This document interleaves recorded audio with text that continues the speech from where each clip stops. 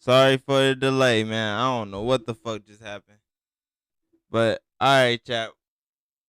Like I was saying before, everything got fucked up. We about to go ahead and get it popping with Dr. Umar and Lil Yachty, chat. Let's get it, man. Yes, sir. Let's get it. I'm gracious, but I'm not content because I know y'all got a lot more to give me than some $250,000.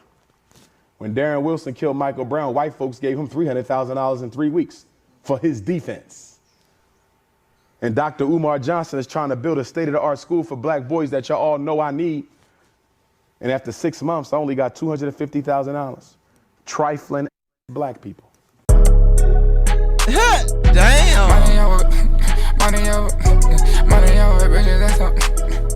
Dr. Umar. Yes, sir. So, man, how you doing? Doing well, brother. Glad to be here with you. Likewise, brother. It's a pleasure to have you in my home. You know, Yes, sir. Glad to be here. I think, Welcome. Mitch, Welcome, brother. how many years ago you think we found Dr. Umar? Man, Probably like 4 years ago. probably like 4 or 5 years ago. 4 or 5 years ago, right? And we kind of just got obsessed with just like how real you kept it. Yes, You know what I'm sir. saying? It's like it was like this nice thin line of like keeping it real, Yes, sir. but like not too like you still enjoy life. You know Yes, what I'm sir. saying? Yes, like sir. it's not just business all the time. Yes, You know, sir. and I appreciate Yes, I sir. fuck with that because it's like at one point you school somebody, shit, next minute you teach a lesson. You know Yes, what I'm sir. saying? Like Yes, And be sir. funny. And be funny. yeah, Yes, and sir. be funny. I keep telling you, consciousness over coochie, politics over punani. I keep telling y'all that. You know what I'm saying? So where did like, because I know you've been been doing what you do for many years. That nigga since I funny. was born, but what? I ain't gonna lie. Dr. Umar is a funny nigga. I ain't gonna lie to y'all, chat. I swear to God. When did the time? Do you recollect the time when things shifted on social media? Yes, sir. Yes, sir. To give you a little bit of my journey, Yachty, we were living in Jacksonville, North Carolina. My father was in the Marine Corps. That's where I decided I wanted to be a psychologist. I don't remember how I learned about psychology, but I remember making the decision. So when we moved back to North Philadelphia, my parents were divorced. The neighborhood where we lived had a public school that I attended where we were given mandatory black history. Now, the school district of Philadelphia didn't require it. It just so happened that principal and that vice principal made it available. So 4th and 5th grade became my introduction into black consciousness. 6th grade, my father takes me to my first family reunion. We're walking in the back of a church and I see all this Frederick Douglass memorabilia, his hat, his Bible. And of course, I learned of him through Black History class. So I asked my father, we're in Baltimore, Maryland. I said, why is all this Frederick Douglass memorabilia in the backyard of the family reunion? He said, because you're related to him. And so that gave me an extra sense of purpose in life. So 3rd grade was psychology, 4th and 5th was my awakening into black consciousness. That was also my introduction into public speaking because there was a Black History public speaking contest. And so I entered into that, won first place both times. I never shut up since. And then learning I was related to Frederick Douglass in the 6th grade, I think at that point, the rest of my life's trajectory was set. And then in 2010, everything changed. On September the 18th of 2010, I get an invitation by an African Hebrew brother out of Chicago, Brother Dawa.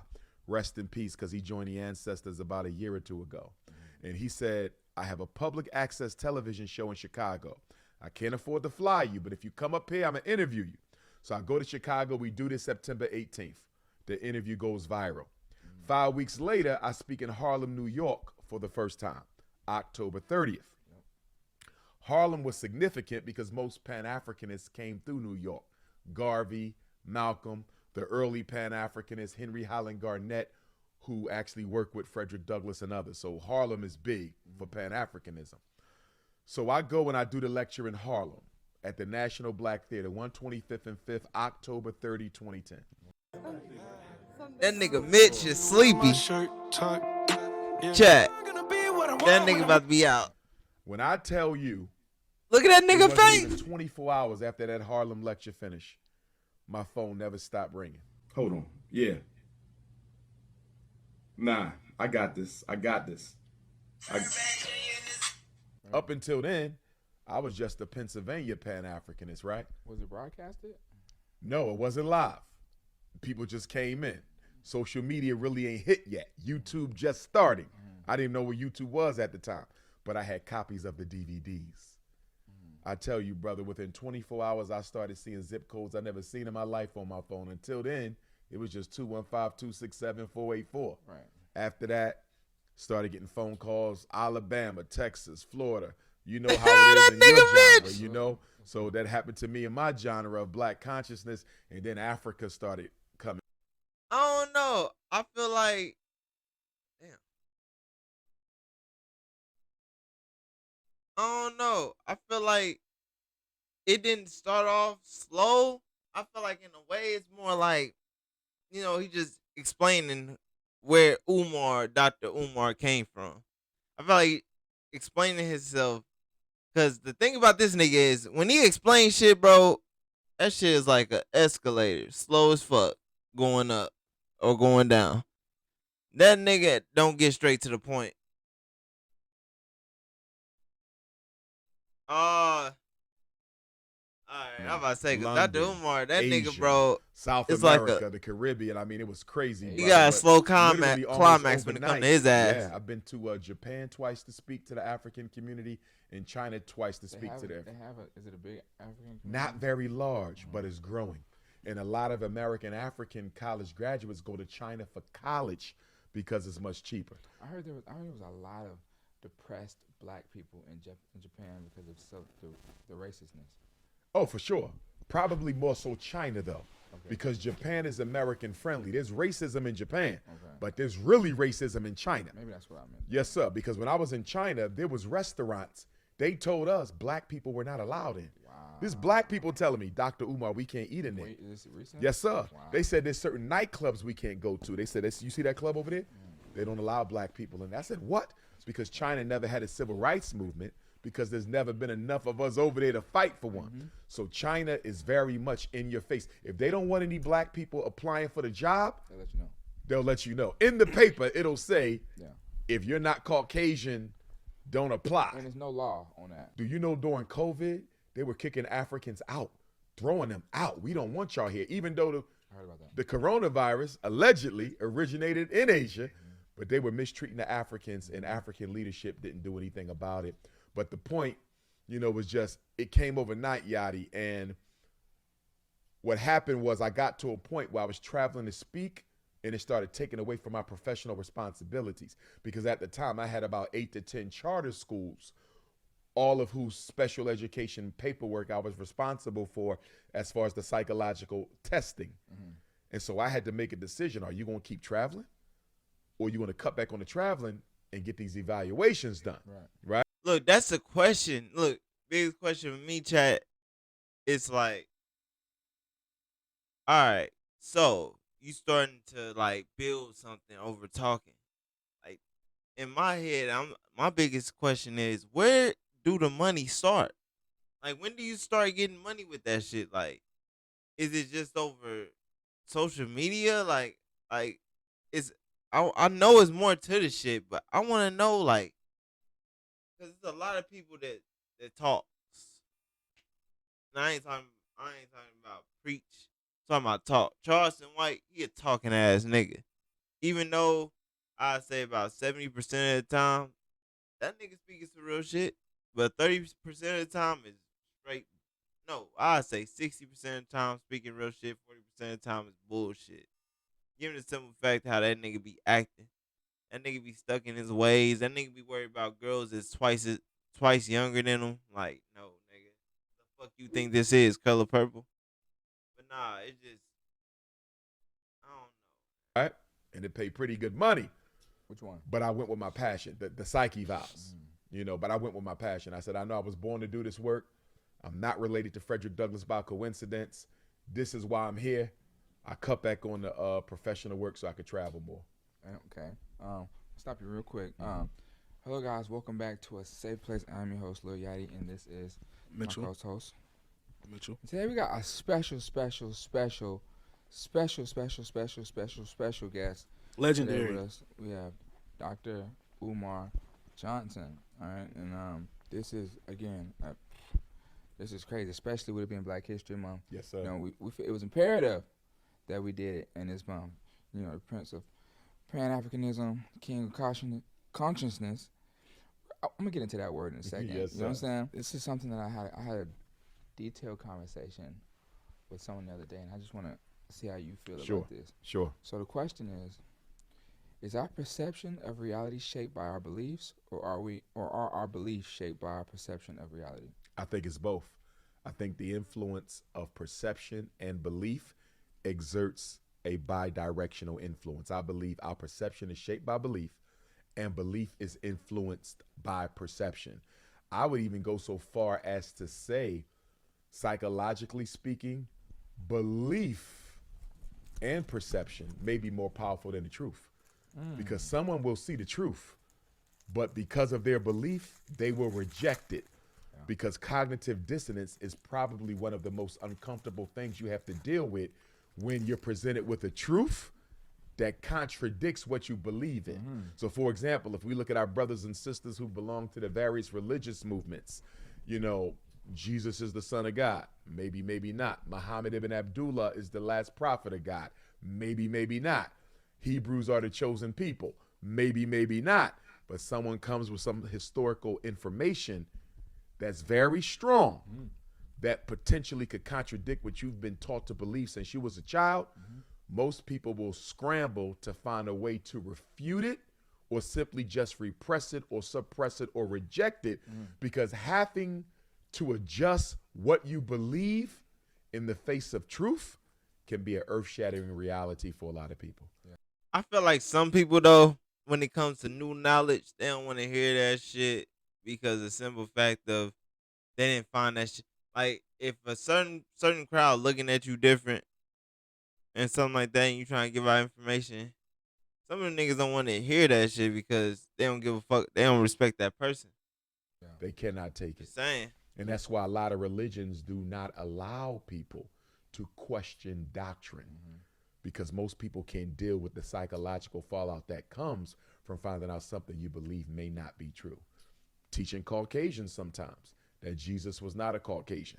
So perception affects belief, belief affects perception. But I think if we were more well-read, we would be less susceptible to some of the erroneous beliefs we have and some of the erroneous perceptions. I was looking at a statistic yesterday on how we as American Africans spend our money. And guess what was one of the least areas of spending for the American African community annually for the year? Education? Reading material. Books. And why is that a problem? Because if you're not reading, you're not learning. And if you're not learning, you're not keeping up with your world. Why is that relevant for me as a certified school psychologist? Most black boys in Atlanta are in special ed because they can't do what? Read on grade level. Half the black boys in 4th grade in America can't read on grade level. How can reading be at the bottom when most of our young men are being put in special ed for the reading? And I take this back to the parents, because for Christmas, how many books was under that tree?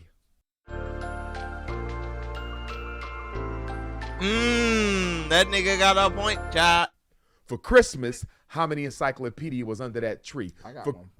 you feel me? For Christmas, how many thesauruses was under that tree? So when I talk to black parents, I tell them, do you realize you're investing in your son's future incarceration by buying video games, sneakers, TVs, laptops for young men who not reading on grade level? If he's not reading on the grade level in the 4th grade, and you just got him this new video game system, what's the chances he ever going to catch up? So a lot of our parents are inadvertently feeding the school to prison I pipeline feel that. by promoting leisure activity instead of academic reinforcement and black excellence. I hate when I don't see children with books. And unfortunately, social media has encouraged this lack of learning that's going on in our communities. I gotta tell you, Someone. for Christmas, like if I'm a kid and it's like thesauruses, encyclopedias, dictionary, all that, like under the tree, I'm gonna be a very depressed kid. I got one though. I'm not trying to. I don't mind having. It's so I'm crazy. saying, like, For my birthday in 8th grade, my grandmother and grandfather got me a full encyclopedia Wow. set. It was like 30. It's like a really nice 30-book set, Yes, and sir. I was so pissed off. Yeah. But being older and looking back, it's like, damn, I really appreciate it. They just tried to like, put me Yes. on. And, why does that make us? and mad, they're though? dumb Why are we- expensive. Uh-huh. Full, I don't know about it anymore. But back in the day, encyclopedia books, they used to run the ads on TV. Like it wasn't some cheap shit. No, that was expensive. No, A it was- nice set? yeah. Oh, that was money. It was real deal. That was money. Dead ass. that was It's money. actually, it's actually crazy. I know you was so mad though. I was so blowed, bro. I was That so full like, encyclopedia set as a kid. That is like the worst. and thing I didn't about know. I didn't really know the value of it. Now, I want to go back to what you said. Why do we not like that as a gift though? That's what I'm trying to ask. Exactly. Why is that making me mad? Exactly. You want to know why? In the black community, we push sports and entertainment to the detriment of academic excellence. That automatically creates a culture where what? Academic achievement is seen as a burden and a punishment. Let me give you an example. I've seen parents who say, I'm going to make you read if you don't get your chores done. I'm going to make you read if you didn't clean up your room. Wait a minute. That's not what you do. Because if reading is a punishment, he's associating school with pain. So the reason you saw the encyclopedia, as something less than enjoyable or pleasurable is because too often in the community, we associate education with pain. You want to know something? Go ahead. Like I've been punished before, and I had to write so much. Me too, See that? bro. See was that? words, That's like my point. 1,000 sentences. So of course, That's my point. I don't really want to do nothing like this. Do you see right? that? But that's the This is mistake the- we But make. isn't this kind of Man. like perception of reality, right? Because it's like when you're getting raised by your parents and they making you think that this is a bad thing. Absolutely. It's actually something that it shouldn't be a punishment. Absolutely. All right, that's Absolutely. why it's like that. Yeah. Absolutely. And so we have to change that mentality. Yeah. You see, but I'm gonna go a step further. It's not just the house; it's the classroom too, because I know teachers who reward their students for good behavior by not giving them homework. I'm a former God. That's the principal. best thing ever. Nigga got a Best thing point. Or And give I'm them a extra credit. Yes, I ain't sir. gonna lie to y'all, chat though. I'm gonna say this. I don't know if niggas gonna agree when I say this or not, but when it comes to homework, I feel like students shouldn't get them. I feel like students, if your ass in middle school, hell yeah. If you in junior high, nigga, hell yeah. But if you in elementary, no. No motherfucking kid should be starting off in 3rd grade with homework. Let's keep it realistically. No. Like, none of that shit. Like, I feel like the way motherfuckers invest in the school, invest their personal money for school for their kids, man, these teachers better start breaking their motherfucking backs. Start, nigga, what? We don't pay all this money, nigga. I don't give a fuck if a teacher trip out or not. Bitch, you getting paid off of taxes. My kid better be TJ from Nice Guy. Smart Guy on BET. Fuck. I don't know about that, chat. Like, on God. Yeah. And I'm a former assistant principal. I had to tell my teachers in my school, we give homework every day, especially you, because our children are not proficient with their state assessment. So you can't afford to be taking off no homework days, and you definitely don't withhold homework for good behavior, because you know what that's saying? That's saying the reward for controlling yourself is a miseducation. Damn, chat. I'm miseducated. I ain't gonna lie to y'all, chat. Growing up, I didn't get no motherfucking. Hey, niggas didn't give me no smart shit, man. I swear to God. Hey, growing up, and look, this is something quick. I'm just gonna tell y'all this and leave it at that. Growing up, chat, nigga, man, my mama put me in in a special ed class from K through 12, like on real shit. That's why when Dr. Umar talking about a lot of the black people is in special classes because of reading, nigga, I was in special class because of reading because I loved it. I was fascinated by my own lingos to where when I read something, I didn't read it like that. I read it how I knew, my, when a person knows lingo, it's like you know what that word say, but you say it how you want to say it. That's the type of person I was, and it was just to a point to where shit. I started that bitch in kindergarten, and next thing you know, they said that I was special. I was mentally retarded, basically, with big ass words.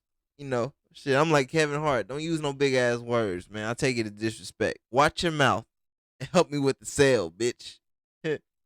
Fuck This should be homework Kevin every Hart, day. You 40-year-old want to become a version. good That's how the basketball fuck I player, you got felt. to jump shoot.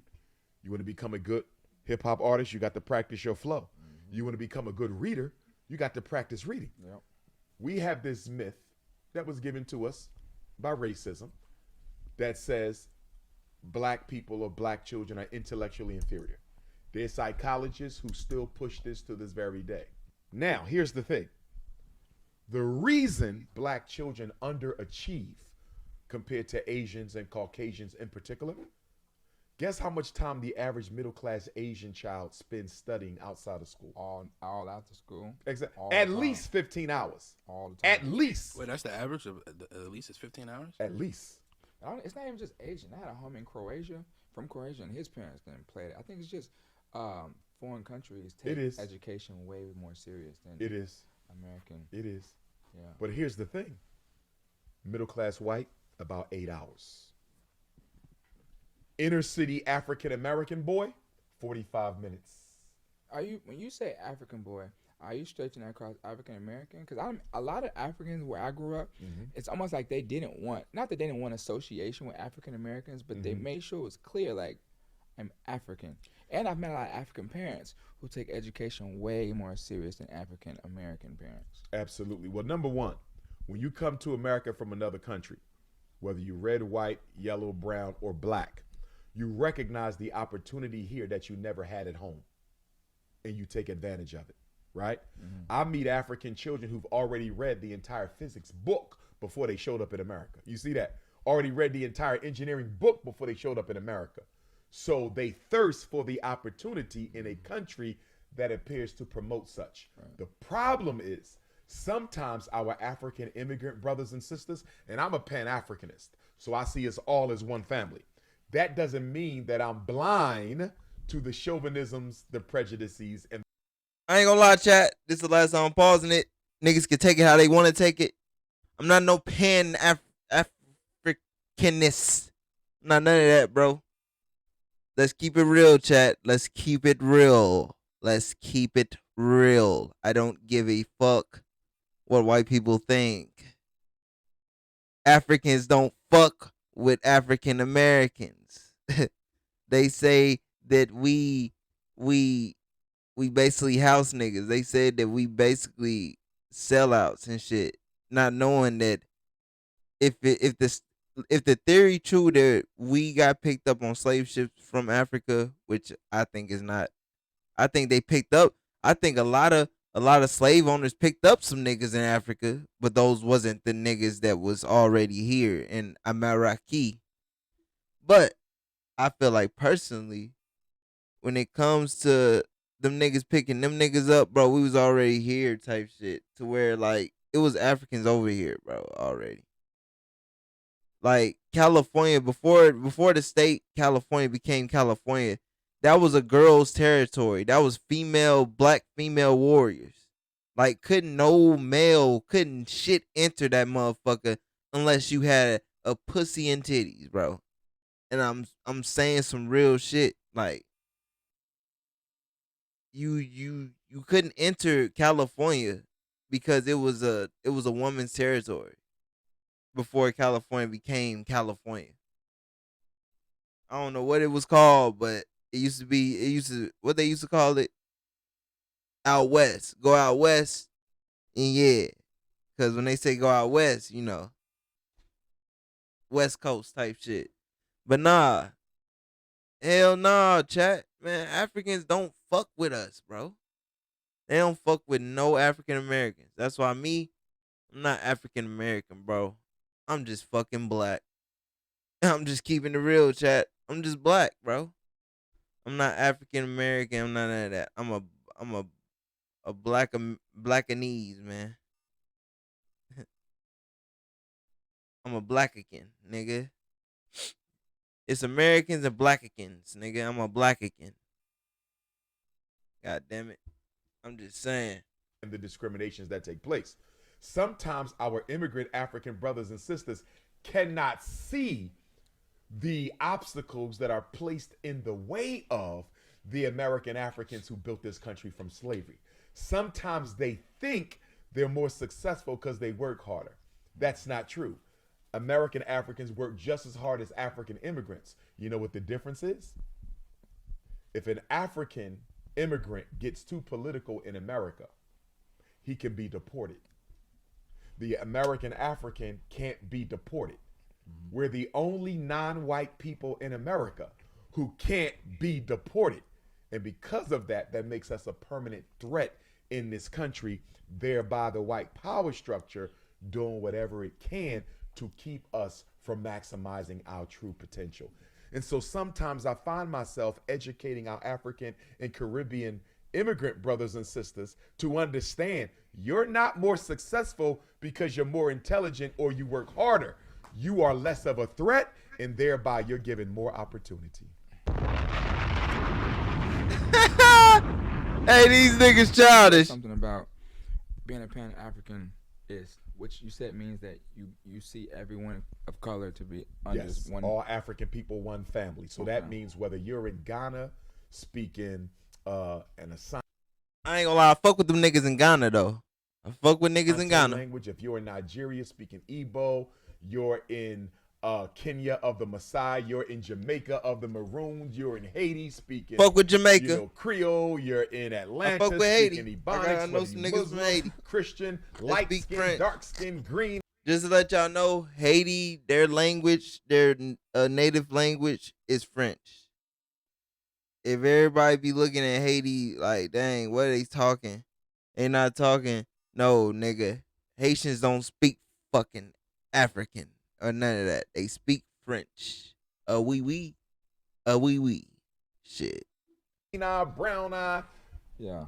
Whether you speak Portuguese, English, we one family. Yeah. And we identify as Africans before anything else. So I'm an African first, Nigerian second. I'm an African first, American African second. I'm an African first, Christian second. I'm an African first, Muslim second. And as Pan-Africanists, we believe. I don't know about that, chat. I believe it. I fuck with everything he's saying. But when it comes to that, I'm not African first, bro. I'm not. I'm a Maraki. Like, I ain't gonna lie to you. I got Africa tattooed on me. But that was a young me, bro. Like, breaking this shit down. Everybody, bro, if y'all think I'm playing, type in on y'all motherfucking phones on Google, St. Louis, 1905. And that's all I'm gonna say. Type in St. Louis, 1905. You gonna know what the fuck I'm talking about. You gonna see, like, damn. The whole fucking United States, the whole world was in St. Louis. You look at that map.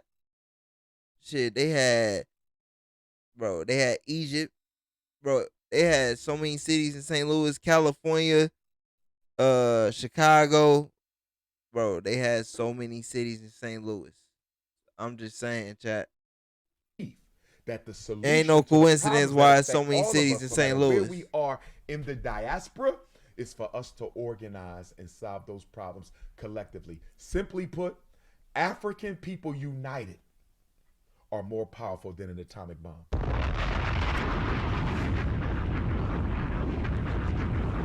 I get what you're trying to say, though. With so many choices It on just- Booking.com, there are so many Bro. Tina Feys I could be.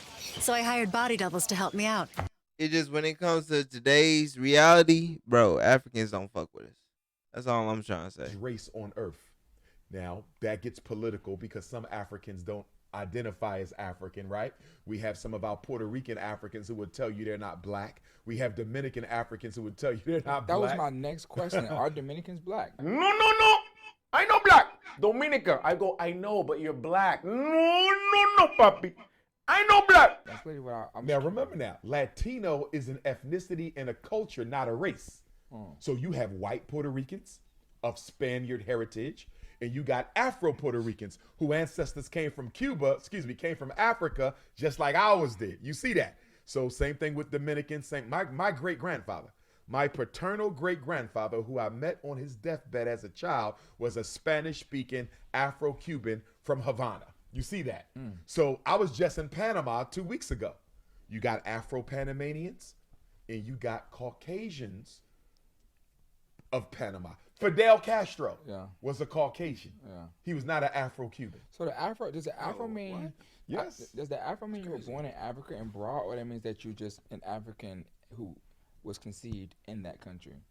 Okay, to be African is to be a direct descendant of the original people who God placed on earth, who happen to be African.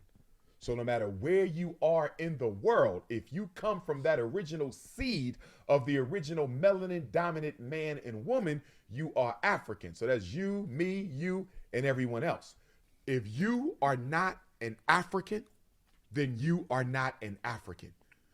Allowing Caucasians to say I'm an African because I was born in South Africa, I'm an African because I was born in Ghana, that is absolutely ridiculous, because the only reason why you were born in South Africa is because what? British and Dutch came here, conquered my ancestors, beat, genocided, enslaved them, stole the resources, and had... God damn, nigga. Get this nigga a snicker. Had children on the land that they stole. Just because you broke into my house doesn't make you a member of my family. That's called motherfucking bars, nigga. You know nothing about that. That's nice, but that's not what I asked. Got you. Right. Take me back to where you was. Are Dominicans black? Again, are we talking about Afro-Dominicans whose I don't- ancestors came from Africa, That's what- or Spaniard Dominicans, But how do you know? white folks who came from Spain? How do you base that off the color of their skin? No, it's ancestry. So It's ancestry. However, looking at people, right, 90% of the time would without question identify or help you identify the race. No one's ever going to look at the three of us. what about David Ortiz? That's an African. Yeah. Biologically, he's an African, Yachty. But here's the question I would have for David Ortiz. Oh yeah, Dominican. He says Dominican Afro-Dominican. American. Well, Dominican is a nationality, so he is Dominican American. American is a nationality. We're talking about race. Yeah. You feel me? I think a lot of people get confused. Let me tell you why. Because when you're talking about race, you have to look at two criteria as far as I'm concerned. You have to look at your ancestral biological racial membership, right? David Ortiz is an African. Hands down, nobody will ever mistake him for any other race, right? But here's the question I would have for David Ortiz. The Dominicans you're speaking about, the Cubans, the Puerto Ricans, or even American Africans. Are you psychologically African, right? So I look at Yachty, you are biologically African. I am, he is. But are you psychologically African? Do you identify with your race of origin? Because guess what? You got people like Candace Owens. You got people like Supreme Court Justice Clarence Thomas. You got people like YouTubian commentator Jesse Lee Peterson. They are biologically black. They do not psychologically identify with their people at all. So when you tell me African, when you tell me you're African, you're saying two things to Dr. Umar. When you're talking to me, when you say I'm an African, that means you're telling me I know I'm biologically black, but I also want you to know, Dr. Umar, I'm psychologically black. I identify with my race. A lot of African people don't identify with their race. Can we segue over one time? What about the mixed race Africans? My mama white, my daddy black. My mama black, my daddy white. Are you mixed race sister? Yeah. You are? Which parent is black? Now, you know what's funny about that? You know what I was going to say a minute ago? but I didn't want to make you feel uncomfortable. I was going to say you have Africans as light as her. And look, she is. But see, here's the question. She could pass if she wanted to. You think so? Let me ask you, Queen. And you said the father's black. No, my mom. Mom black. Oh, so you came out of black vagina. You black. But let me ask you this. How do you identify, though? Like if someone asks, like, Yes. I say I'm half black and half white. Okay. I'm half black. Ain't no such thing as half black. You don't mix white milk with chocolate milk and get half chocolate milk. Now, I want to go a step further. Because you do have a Caucasian parent and an African parent. But in the world we live in. Bro, this nigga, hey, everything he talking about, bro. Why you didn't use that? Why you didn't say what he said? Shit, I would stand on business. Although they allow you to check mixed race and biracial on those boxes, as you know, the world don't operate that way. In your heart of hearts. You don't think she could fly for white? No, she could. That's why I'm asking her. Yeah. At the end of the day, how do you identify? Are you psychologically African? There you go. Are you psychologically black? No Do cap. you identify as a member of cap. the African race, or do you play it cool by staying in that fence zone of I'm half and And half? remember, this is a safe place. We want you to be very honest. So far. Creating a podcast or video interview remember, often it's feels the like a same never-ending hassle. This changed when I switched to Riverside. With Riverside, Bro, fuck Riverside. Oh.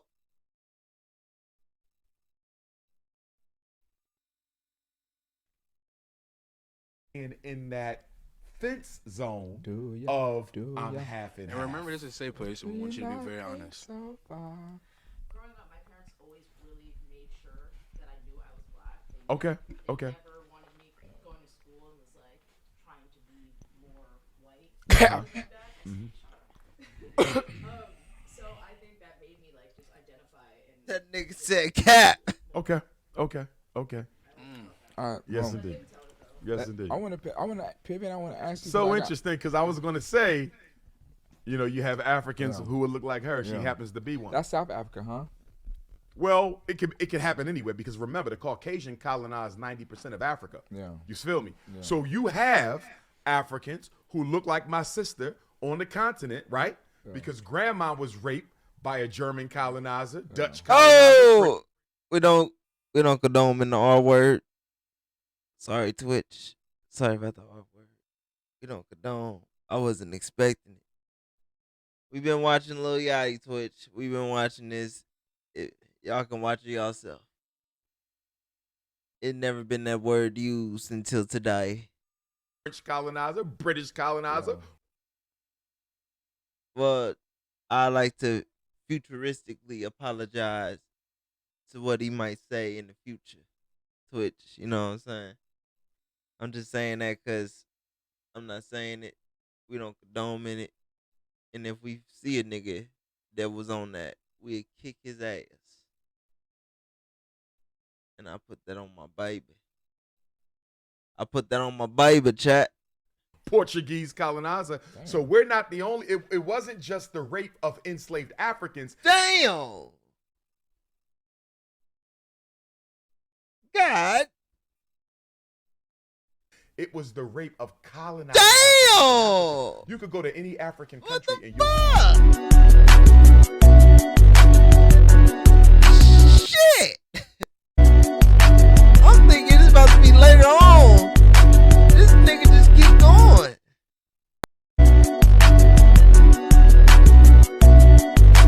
Twitch, he's not saying that. He's saying great. There's a lot of great going on. There should be going on. Shit.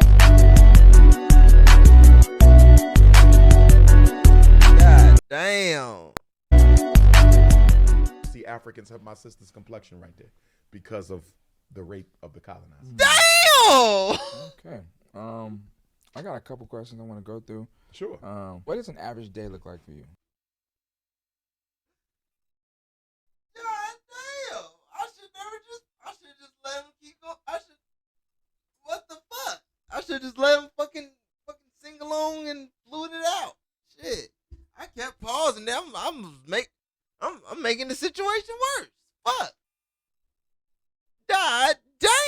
An average day for Dr. Umar, it varies. So some days I don't do anything but test children, right? Because I can probably test about 3 children a school day. You still working in schools? Yes, occasionally I contract. So charter schools mostly, right? And I do independent educational evaluations for public school. Let me tell you what that is. You have a son. Yachty's 6-year-old son was evaluated and they said he was reading disabled. Yachty said, I don't think my son is reading disabled. I think I never taught him how to read. On top of that, his mother never sent him to preschool. You feel me? So I don't think this is that he can't learn. He hasn't been taught. Yachty says, I disagree with Atlanta Public School or the charter school in Atlanta. I'm requesting an independent educational eval. That's when you go find a school psychologist that you choose and the school district has to pay for it. So Yachty says, Dr. Umar, I want you to evaluate my son. I come in, I reevaluate. I say, Yachty was right. His son is not learning disabled. All that little boy needs is a tutor and some more practice at home, right? And the school district pays me. You don't pay anything. That's a right. So I do a lot of those. I've been an expert witness in. That nigga get money. Y'all hear that, chat? Fucking public schools paying this nigga.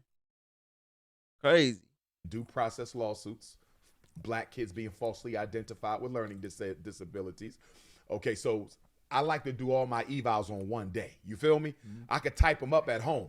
So I could probably do 2 to 3 kids a day, depending on how fast they test, right? So more.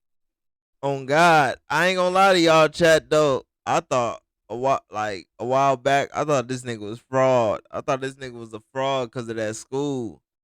When I seen that fucking piss desks and how small that bitch was, I was sick. But I see the progress. Morning might be a 2nd grader for autism. Midday might be a 5th grader for emotional disturbance. Afternoon might be a princess for potential math disability, right? So I'll use a day for testing. I'll use a day for typing up evals. So when I'm not doing that kind of work, what is a day for Dr. Umar? I read, I write, I meditate, I practice traditional African spirituality. In fact, tomorrow I'm flying to see a Babalawo to get some spiritual work done because doing what I do, fighting for African liberation and African redemption, you know, it's a dangerous job because you not only have to deal with the white power structure, you got to deal with reactionary Negroes who want to be white. You see, it only takes a little bit of white brainwash to activate the coon chip in the average Negro. So I have to keep I have to keep a level. What the fuck? Dude, why nigga like that nigga, what's that nigga name, cuz? That nigga that played, if y'all ever seen the movie Spawn, why he look like that one nigga off of Spawn? Protection around me spiritually, right? So I read, I write, I meditate, I communicate with my ancestors, I pray. But I'm a very seclusion focused guy. I like to be alone. You feel me? You don't like going out at all? Nah. I could stay in the house for 6 months and never leave if I could. The only reason why people see me is I have to serve the community by speaking, teaching, and organizing. You feel me? Yeah. But if I don't have nothing to do, I don't need to come outside. Yeah. I don't smoke. I don't drink. I don't party. I don't need much to enjoy myself. So I don't need much. A couple good books, a couple scary movies, a bottle of Schweppes and Seagram's ginger ale, some Haagen-Dazs, pineapple, coconut, and rum raisin ice cream. I'm straight. What the fuck? I ain't even heard of that flavor. You never heard of Haagen-Dazs ice cream? Yeah, but not raisin? Pineapple, coconut. You never had pineapple, coconut Haagen-Dazs? You never had rum raisin Haagen-Dazs? I try to keep the raisins away from y'all my better ice. get I don't know about you, brother, but I try to keep the raisins away from my ice cream. I try to keep the raisins away from everything. period. I don't like raisins The raisins, in ice cream? raisins never really make it like. Are you serious? Man, the only red That's boxes generation. I do. That got to be generation. Jesus. Oh man, my little Debbie zebra cakes. Yeah. Damn. A little bit of Captain Crunch. I'm straight. There you go. I can fuck that. So let's keep going. How do you feel and deal with all the people who hate on you? That's a good question. How do I feel and deal with all the people who hate on me? My first response is I'm used to it. Don't get me wrong. It still gets under your skin once in a while, but you have to realize I've been dealing with this continuously now, you know, for about 15 years at least. Right, but you didn't have the internet to where it's all in your face like it is now. It is. I'm going to tell you something. When we first started raising money for the Frederick Douglass Marcus Garvey Academy, and people said I was a scammer and he's stealing money, it hurt me. I would jump on. I'm glad I'm not on this motherfucker because I was one of them niggas that posted. I said, this scamming ass nigga with this little house. Motherfucker, a fucking studio room house.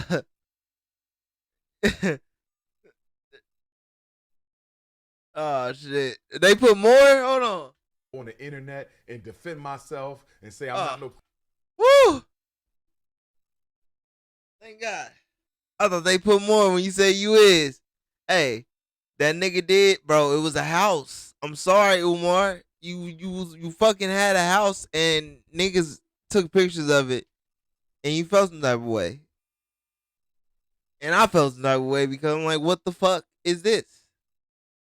If niggas gonna put their hopes in you and giving you money for school so they can put their kids in it, then damn it, don't let it be a 1-bedroom apartment.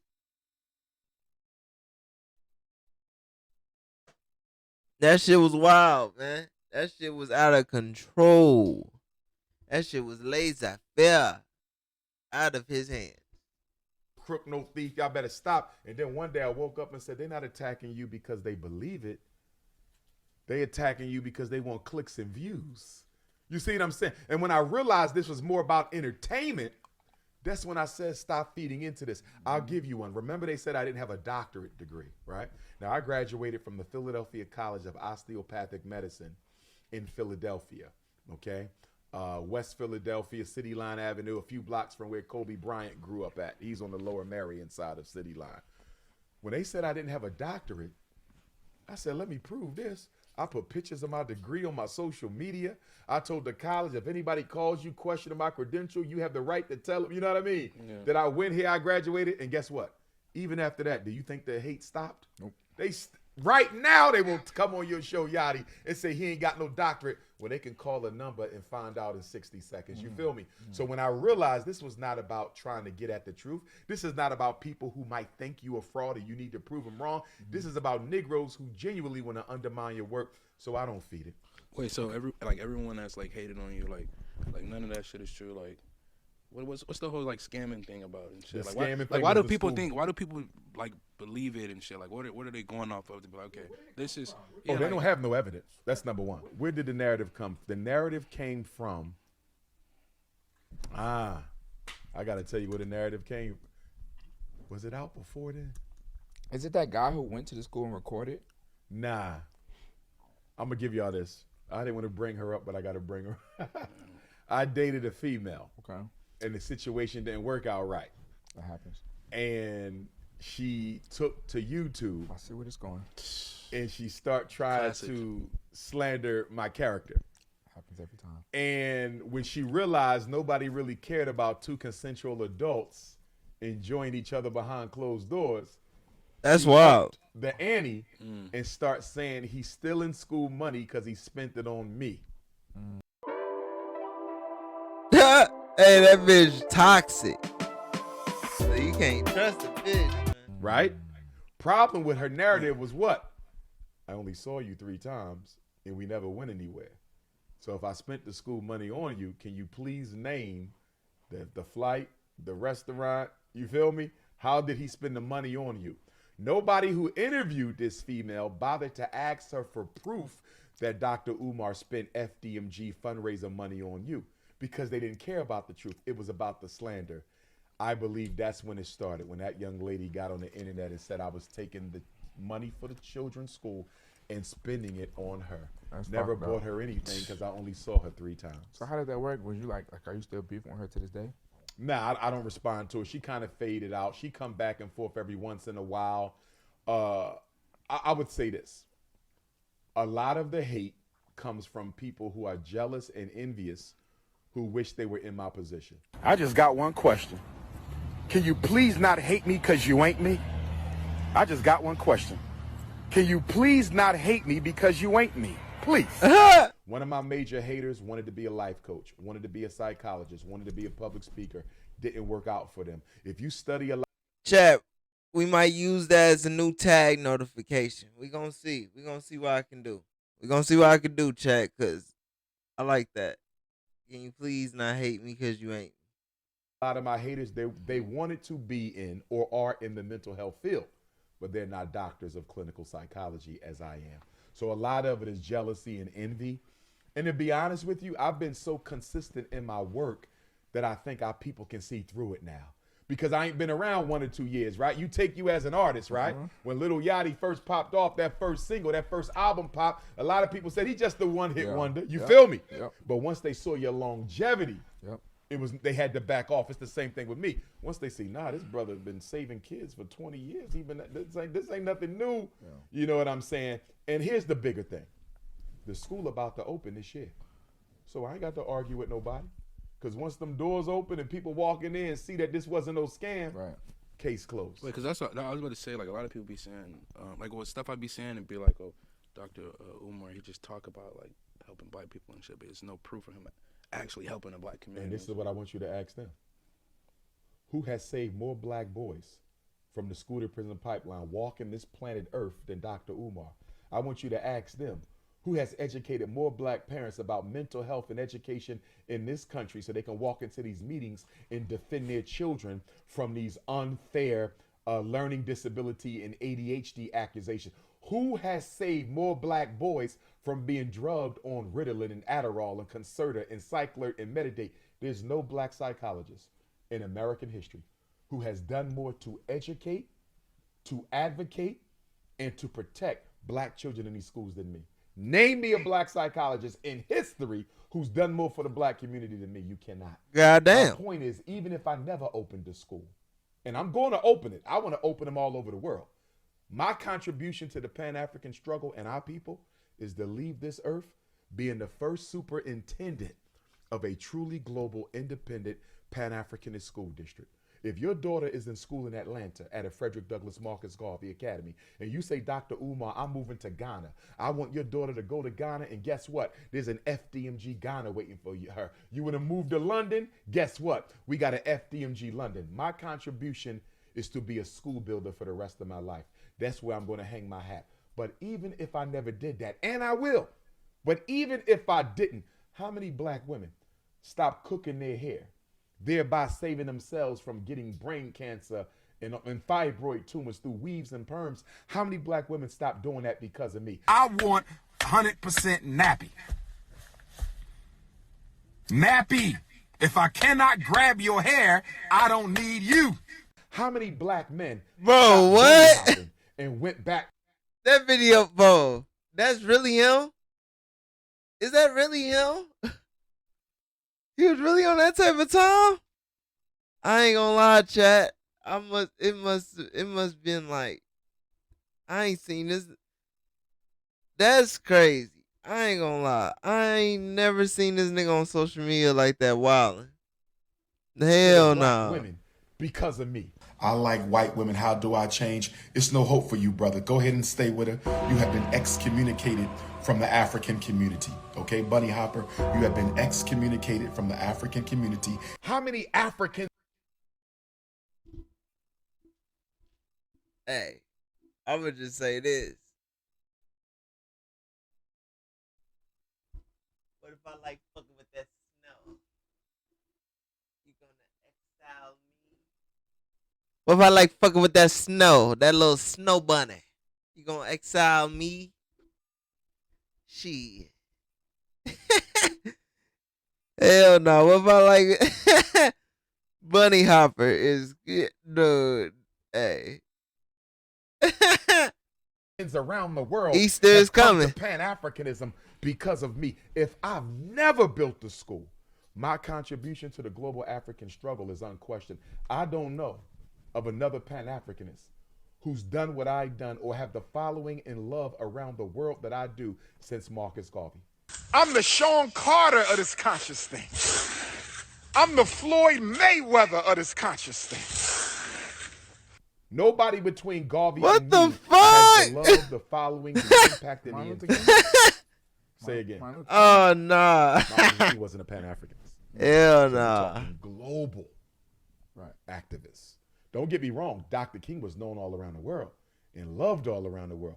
but his work was not global in nature. right. And that's not a criticism. Nope. Because Dr. King is a hero of mine. And I think sometimes he gets a bad rap from black people who try to blame him for integration. Dr. King was already in the grave when integration came. You know, I'm a Dr. King fan. Can't nobody say anything to me about Dr. King.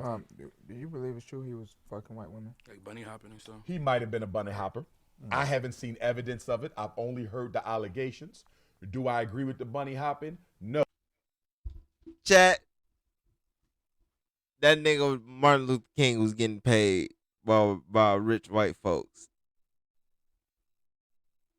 That nigga was bunny hopping. I'm sorry, chat. That nigga was bunny hopping.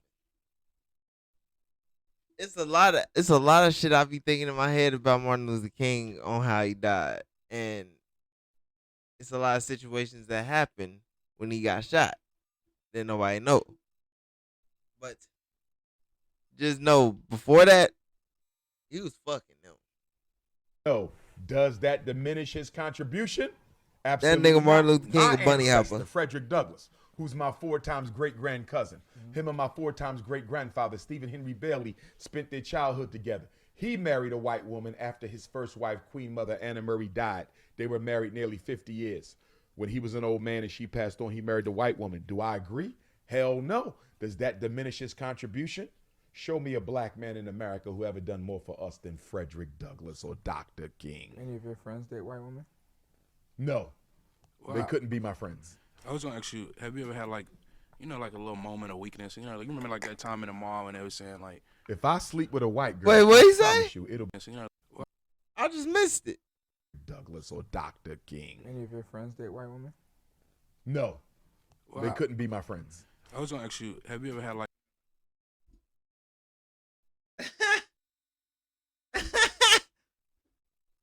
That nigga said no, they couldn't be my friends. Hey. All I can say is I had one bro that was in love with that sugar to the point to where he loved that sugar calling him his slave word. I was like, hell nah. Keep your bunny hopping ass over there. Hey, nigga, hey. Hey, I had to tell my old bro, hey, stay over there, nigga. Stay over there with that bunny, nigga. We gonna keep getting this money, nigga. Hell nah, nigga. Fuck like that. you know, like a little moment of weakness? You know, like you remember like that time in the mall when they were saying like, If I sleep with a white girl, I promise you, it'll be on Twitter, Instagram. You was. think a it white was girl? when you was remember you was in the mall? I'm not saying that what was going on, He but said when I was in the mall. remember there was The cap- Cherry Hill Snow Bunny scandal. Yeah. Do you know what happened, bro? Somebody tried to hack my iPhone. So, you know, Apple shuts it down. I called downtown Philly Apple store. They said we ain't got no appointments. We could put you in Cherry Hill. You know, Cherry Hill right over the bridge from Philly. Okay. I go to the Apple store in Cherry Hill. The line is all the way down the hallway. They said we're going to be a couple hours. I said, what the hell I'm going to do for a couple hours with no phone? I went to buy some suits because I needed some suits. How was golf? It was good. Had a great day out there. Yeah, we had- Ooh, sorry, I'm Damn. distracted. Are these new pants? I go back and pick up my phone. I'm That's leaving crazy. the mall. There's a vendor booth in the middle of the mall. And guess what they selling? Incense. I do incense. Oils. I do oils. Herbal soap. I do herbal soap. Healing crystals. I do healing crystals. I thought it was a black one. I thought it was a black woman booth. Yeah. Then all of a sudden, the snow bunny come around. You're And like, she says, damn. no, because I like what I saw. I'm going to buy something. Okay. She had them incense was good as shit. I'm going to buy these incense. For sure. So then while she's ringing me up and while she's telling me what she got for sale, black people coming by. They taking pictures. Dr. Umar can have a picture. So this white girl looking at me like, are you an athlete? Nah. Are you an entertainer? Nah. Who are these people stopping to ask you? Who are you? Yeah. I said, I'm Dr. Umar. I'm a psychologist. She said, that's it? Yeah. Why do these people want to take a picture with a black psychologist? I said, you could go on YouTube, type in Umar Johnson. You'll see who I am. She pulls out her phone. She goes to YouTube. She types in Umar Johnson. I'm showing her that's me. She's looking like that's you. 3 coons are sitting in the restaurant. They decide to pull out the phone and videotape. I got to go through. They They think they catching me red. That nigga said 3 coons. Hey, 3 coons is crazy. That nigga said 3 coons is sitting at the restaurant.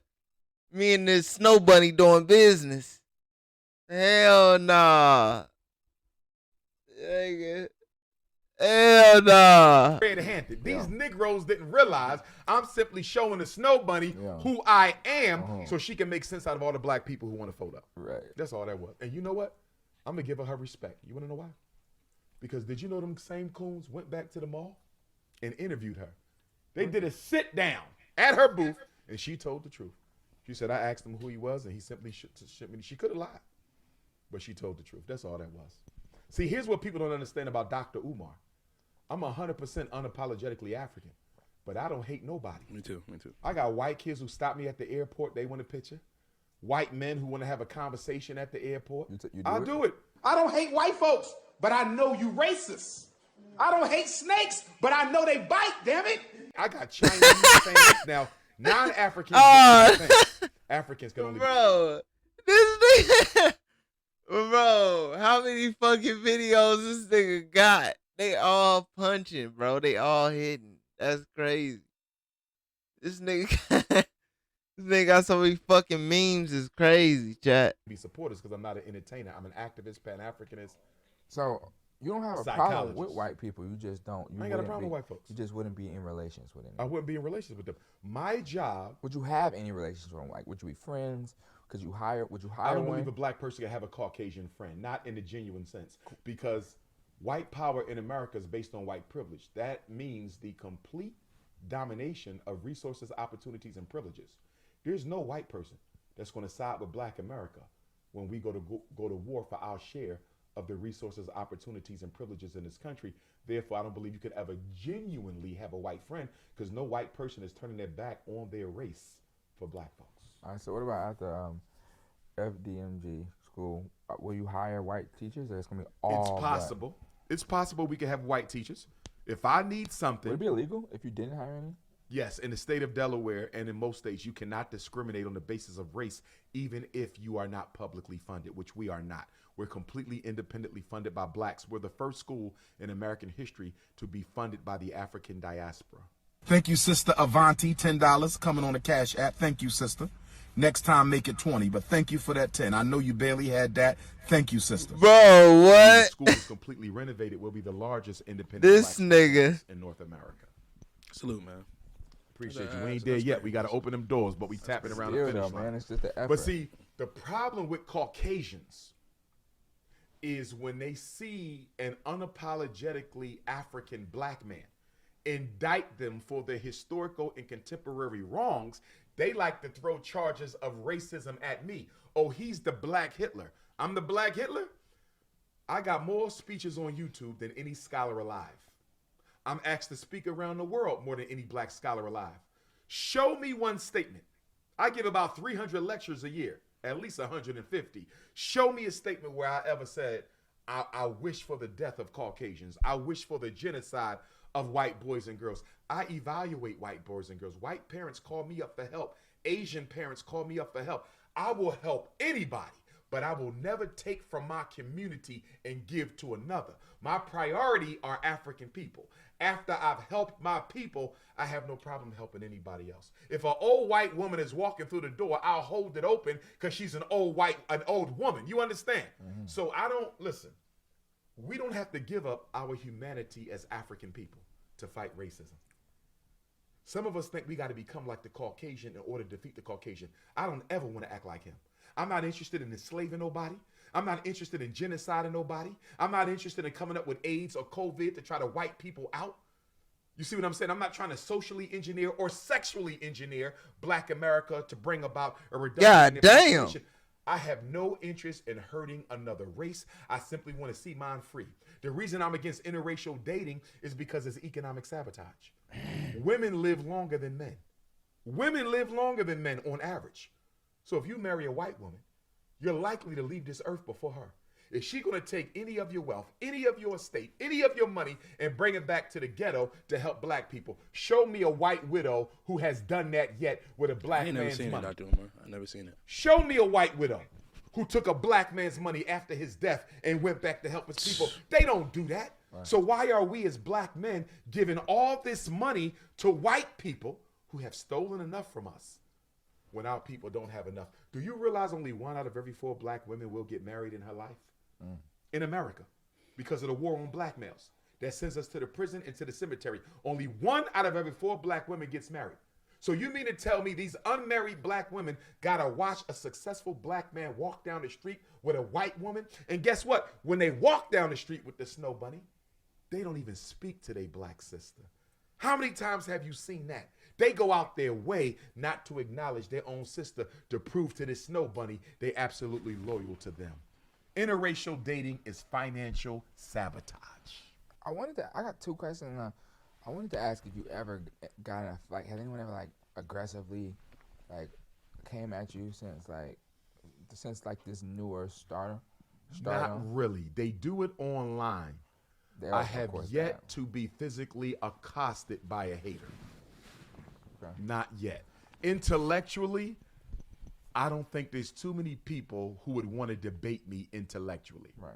Non-intellectually, just on some hood shit. I don't like you. Yeah. Once in a while, you might get the looks. Yeah. I've had people come up to me and let me know they didn't agree with me, but never a physical threat, though. Cool. So, you always stay on your P's and Q's, as I'm sure you do. You know what I mean? Yeah. Because even though you comfortable, when you're most comfortable, you're most vulnerable. Yep. So I always keep. Wait, I got a question. Sure. Do you care about the internet? Like, What do you you mean? like? Do you ever see yourself going viral and shit? Like, do you care about that type of stuff? I do. Does it bother you?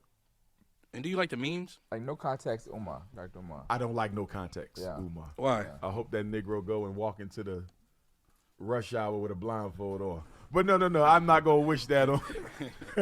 I'm not gonna wish that on him. I'm not gonna wish that on him. But here's what I would say though. Yeah. Because remember, the gift is a curse, and you gotta take the good with the bad. So here's what I'm gonna say to you, brothers and sister. Will that be debit or credit? Both.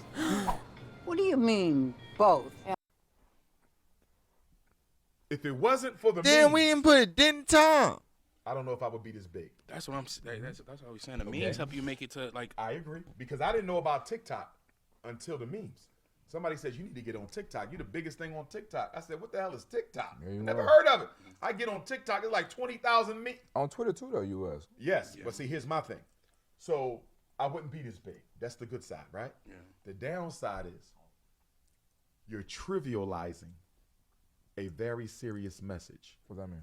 You're making mockery of a sincere struggle for freedom, justice, and equality for African people. You feel me? Which makes it a bit harder, like more difficult for you to. Absolutely, serious, right? absolutely. Now, I will say though, once people meet me, they realize how serious it is.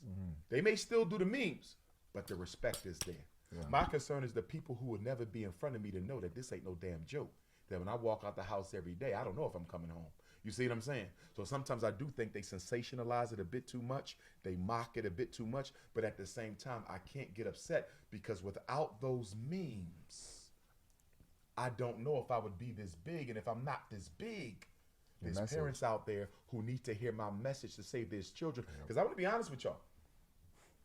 The whole benefit of going viral is to draw Africans to my message, because they need to know your child don't need special ed. Nothing wrong with him. He's not intellectually inferior. I need African people to know that if we're going to win, we got to win together. And the only solution for us is global solidarity. So the method to the madness is it brings them in so they can hear the message. Because at the end of the day, I'm an organizer. I'm an activist. I'm a Pan-Africanist. My life's work is solving the problems of African people. I can't do that without organizing them, and social media brings them to me. Some of these kids gonna have to go back to sleep for good. Now, that's true. Some of y'all don't want to hear that because you don't live in reality. But I'm telling you, as a psychologist, I'm not going to be able to psychologize all of them on the corner. Some of them going to sleep for good! Now, I'm going to tell you what really pissed off when I see white women imitating me. Have you seen that, Queen? Where the white women are doing the voice like it's my voice, but they're lip syncing. I'm like, the snow bunnies is doing my memes too. And they done ran with the snow, but I see the white girls on the internet, on the black boys' pages. Can I be your snow bunny? They didn't turn this thing 360 now. They like being called bunnies. No, that's crazy. So then somebody said, don't you think calling a white woman a snow bunny is just as offensive as you being called the N-word? Hell, I said, what? Who said that? Yes, there was an article that said white women said that calling me Karen is the equivalent of calling a black person the N-word. Right. And too often you get black people who fall into this trap of trying to explain themselves to white folks. I ain't got time for that. If a white person asks me, are you racist? First of all, Mr. Caucasian, I can't be racist. Okay. I can't be racist. So let me explain why, Yachty. You can't be a racist. Why? Yachty could probably be a racist. Let me tell you why. You're at a point in your life where you employ people.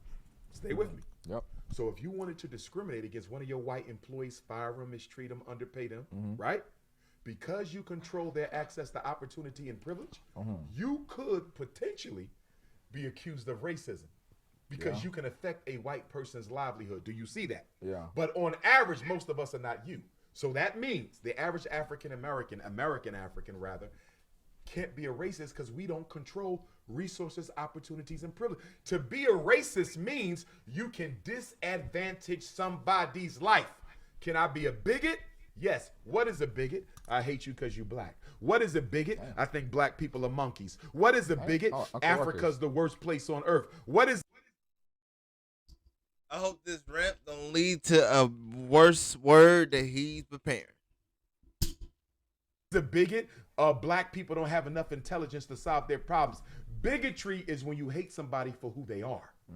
Racism means I just want to control the resources. This is why you could sleep with a white girl, make love to a white girl, have babies with a white girl, and guess what? She can still be racist. She's not a bigot, but guess what? Do she want black people controlling the resources of her community? Hell no. Racism is not bigotry. If you're a bigot, you're definitely a racist. But you can be a racist and not be a bigot. And this is why black people don't understand white people. Because we say, how can they hate us and be so nice?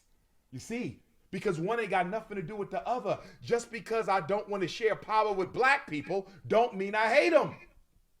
And that's the delineation we need to make. Racism and bigotry are not synonymous. It's crazy you said something because I wanted to go to the N-word. Yes, sir. Because I'm an artist. You know Yes, what I'm saying? My fan base is predominantly white. Okay. You know, when I look into my crowds, it's shit. No one shies away from that word. You know what I'm saying? So, do you think how we use it as black people detrimental to us as a society? The N-word. Why are we the only people who proudly reuse, recycle, and proliferate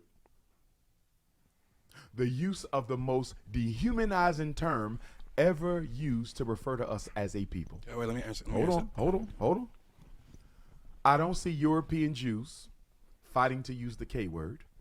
I don't see Asians fighting to use the G word. Every lunch for the past 2 months, I've been eating Huel Instant Meal Cups, and it's changed the game for me. It's as easy as instant ramen, but much tastier. What's the G Plus, word? it has all I don't see Latin. What's the fuck is the G word? I'm confused.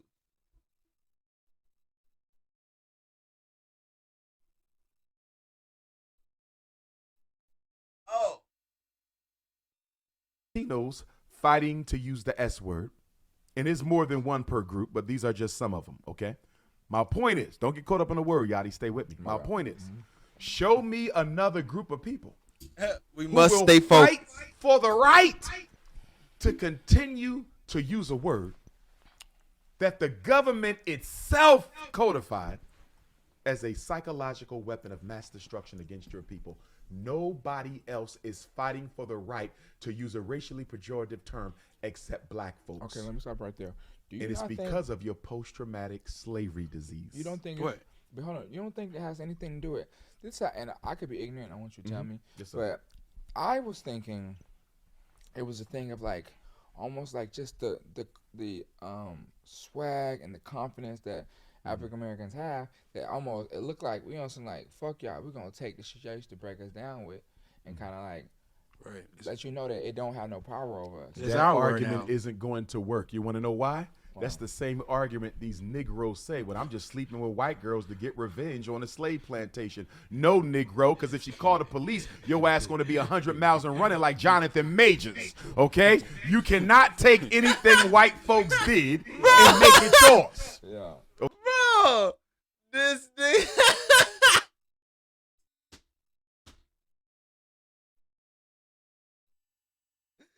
This nigga, when he said 100 miles of running, all I thought about was NWA, bro. All I thought about was that song in my head, 100 miles of running. This nigga said, y'all, bro, nah, chill out. Okay? Unless you're volunteering to be a slave. Let me ask you a question. If I crack a joke right now, you know why you laugh? Because the words that I speak are translated in your mind as images. Do you feel me? If I say your mom is fat and da-da-da, you're automatically imagining a heavy-sized woman, right? And based on your interpretation of the image that you generated in your mind from my words, you laugh. Are you following me? So let me ask you, words are symbols. Words are symbols. So let me ask you, brothers. If somebody is introducing somebody on the stage and they said, next up is nigger. When you say nigga, a lot of people are assuming. Nigga! That's got to be racist. There's no way. Here's my question. I ain't gonna lie, Chad. That was racist as fuck. Hey, Drewski was right when I seen that video. Ain't no nigga gonna say that was racist. Here's my question. Good sister. Are you thinking of seeing anybody who is of a status of respect, self-confidence, professionalism, success? When you hear the word nigga, whatever comes after it, in your mind, are you engendering any image of something positive? No, you're not. That same person is getting out saying, my nigga. They kind of change it then. You know what I'm saying? Of course, if you just say nigga. But I don't think the word nigga don't sound bad to me. Nigga to me, it don't sound bad. It sounds like embrace. You have been desensitized by the constant usage of the word, just like we have been desensitized to the sexual exploitation of our women, or we have been desensitized to the mass black on black crime and police genociding of our people, to the point that when you see that a cop killed another black person, a lot of Negroes flip to the next page in the newspaper to see who hit the lottery, because it's happened so much, it's become normal. And one of the biggest problems in the black community is we have allowed pathology to become normal. When sickness is okay, then people are preparing to die.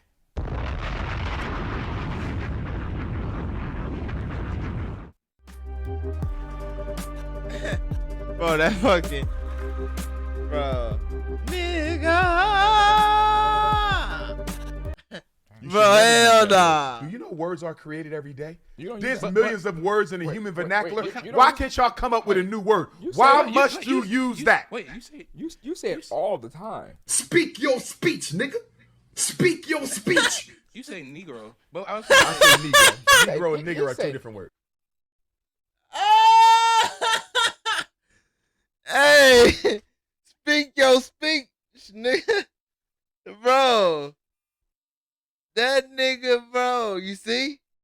I ain't gonna lie, chat. You see, that's what it get a nigga. It get a nigga. I ain't gonna lie. Bro, this shit wild. Heck no, this shit wild, chat. Like, bro. The fact the fact that nigga got means of him using the N-word, then he said, bro, it's a bad thing to use. It's crazy. I don't know what to say.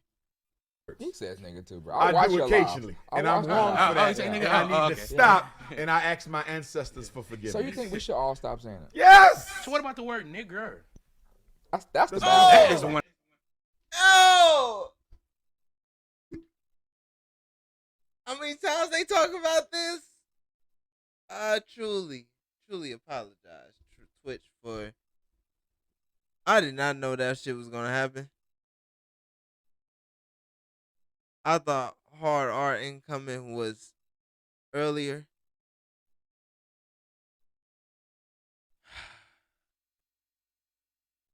I'm sorry, bro. This is stream.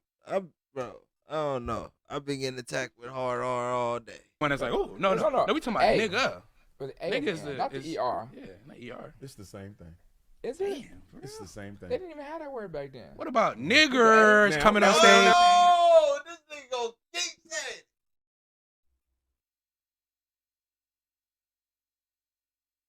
It's royalty. Haile Selassie, Emperor Haile Selassie, Negus means king in Ethiopian culture. You understand? Negro is black, right? Or Yes. Negro means But black. what some people try to say is negus, nigger, nigga, and it ain't got nothing to do with being a royalty. Stop using words of your oppressor and come up with your own words.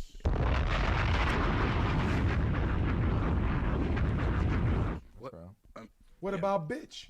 I could have sworn that was started on the plantation. Was it? Damn. Of course. I thought it was for animal. I thought, shit, I yeah, thought bitch was a female dog.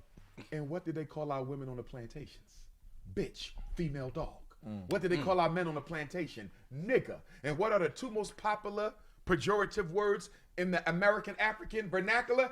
Bitch and nigga. And you're going to tell me that this doesn't have its origin on the plantation? Come on, fellas. If it bark like a dog, if it walk like a dog, if it look like a dog, it's a dog. Stop using it and come up with your own words. All right. I ain't gonna lie, when you put those two words together, they even more powerful. Yes. Jesus Christ. Yes. Okay. You see with our black women, they did the same thing we did. Yeah. We took nigger and tried to remix it into something Bro! positive. And guess what they did? They took bitch. No! Lil Yachty and them not canceled? Damn! I thought he was done. Bro, we got 44 minutes, Dr. Umar. If you don't stop this, this is not kick, buddy. And they think they're remixing it into something positive. So you got all these white kids across America who never been around black people watching black women call each other bitches and watching black men call each other niggas. And guess what? When they get 35 years old and they get elected to the U.S. Congress, they get 45 years old and they become president of the United States, they get 28 years old, finish law school, and become a prosecutor for the city of Atlanta, guess who they going to be locking up? And for why? You the same ones who called yourself niggas and bitches. So you know where you belong? In jail. What is my point? My point is we are helping the world criminalize black people with the way we criminalize each other. And at this point, I don't know what's worse, gangster rap or Tubi movies. Because they damn near as bad as the gangster rap. What's wrong with the? Okay, so. Bro, you seen these Tubi movies? Nah, the Tubi movies are terrible. Yeah, they're terrible. But I'm not. But he's saying from a quality standpoint. But I'm saying as far as like, what is it? Like, how is that affecting the black community so much? Because it's like, you know, how is what affecting? Like the Tubi movies, like movies. I don't mean the quality. I mean, who watches the most television in America? Is it black people? I thought it was white people. No, what's up? Are you Is kidding black me? people? What? How? We're a smaller percentage. No. We're not talking. No. We're talking about as a percentage of the population. Why sell your car at WeBuyAnyCar.com? Because selling it yourself means dealing Fuck with... your car. Okay. Not raw numbers. Raw numbers, more white people Oh, watch I get what television. you mean. I get what you mean. Do you understand? Yeah. We're talking about as a percentage of our race. Black people watch more TV than Caucasians or anybody in America. Now, most of our Got a kids are point. raised by who? 67% single black moms who have to work 2 and 3 jobs. This for all the black women out there raising their kids, doing the best job they can, holding it down. I support you, queens. Stay strong. This is a kiss from Papa. So when black children are watching television, they're not watching it by themselves. So you put these damn Tubi movies on. That's a good point. In front of little black children. What are you conditioning them to believe about themselves, my niggas? There you go.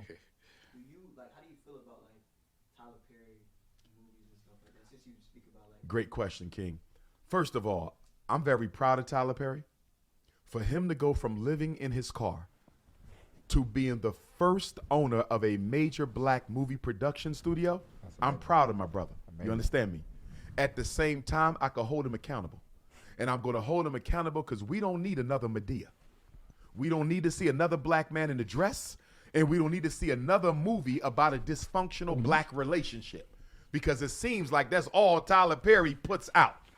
I'm going to be patient with Tyler Perry, though, because Tyler Perry has the potential to go down in history as one of the most influential black entertainers of all time if he begins to put out culturally affirmative content for black people.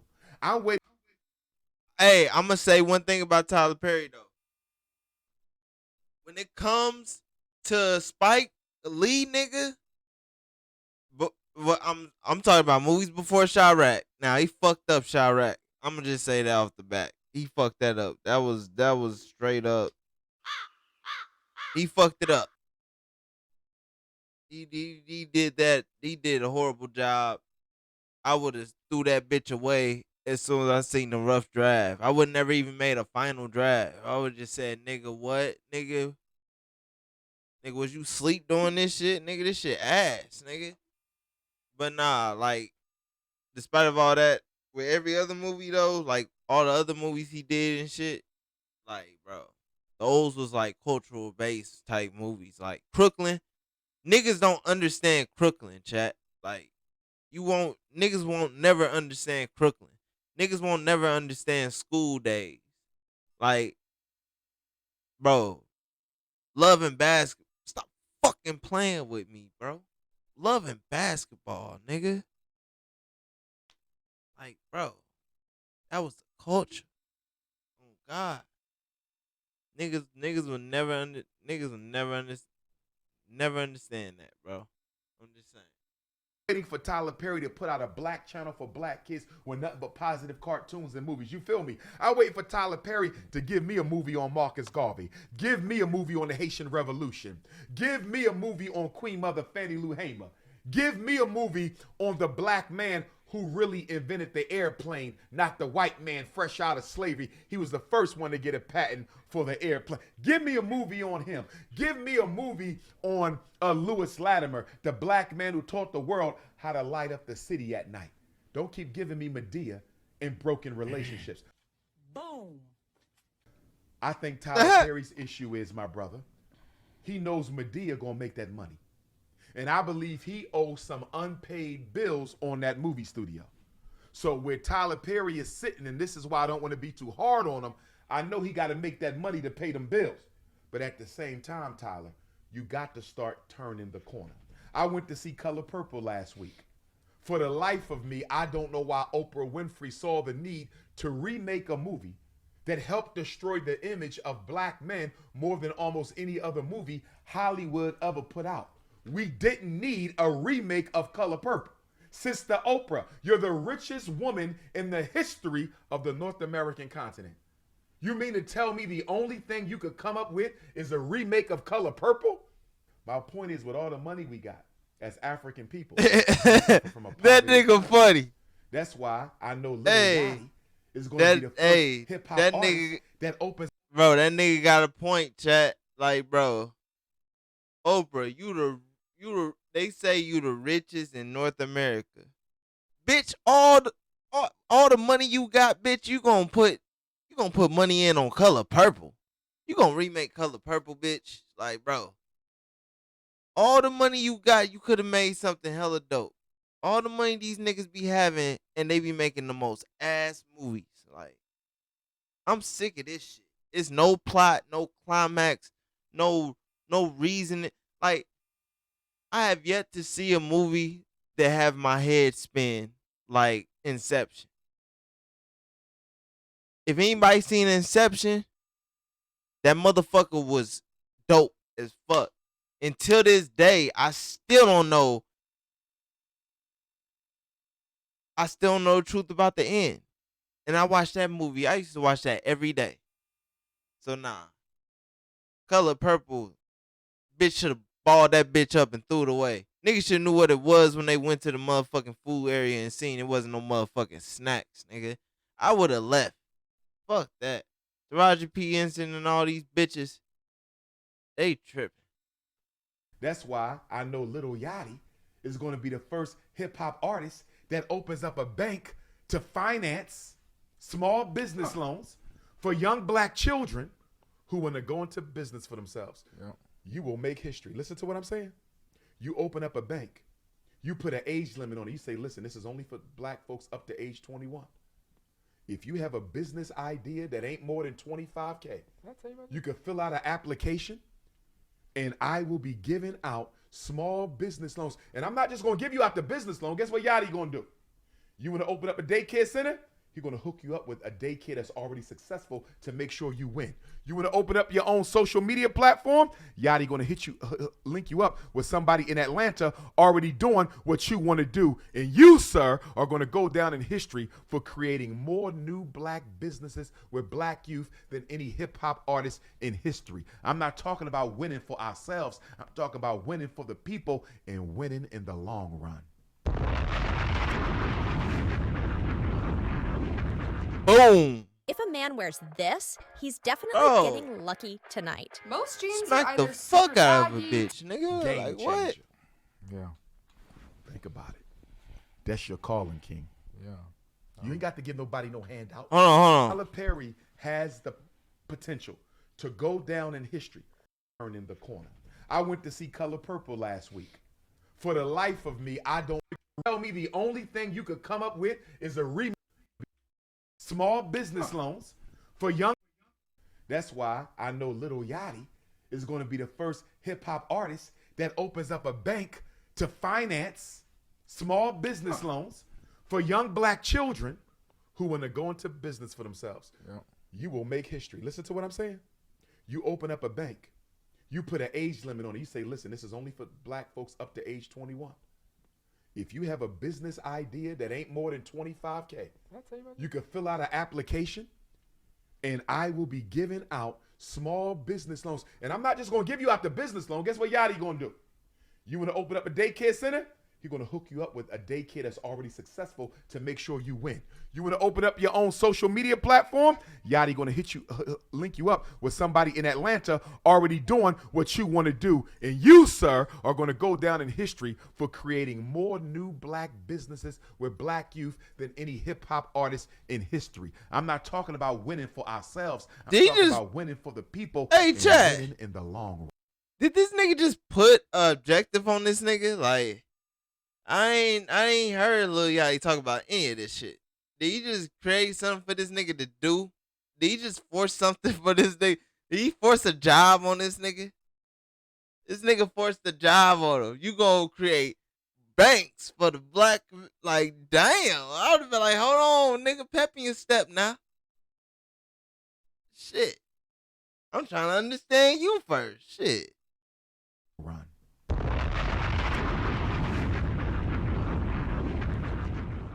Game changer. Yeah. Think about it. That's your calling, King. Yeah. You ain't got to give nobody no handouts.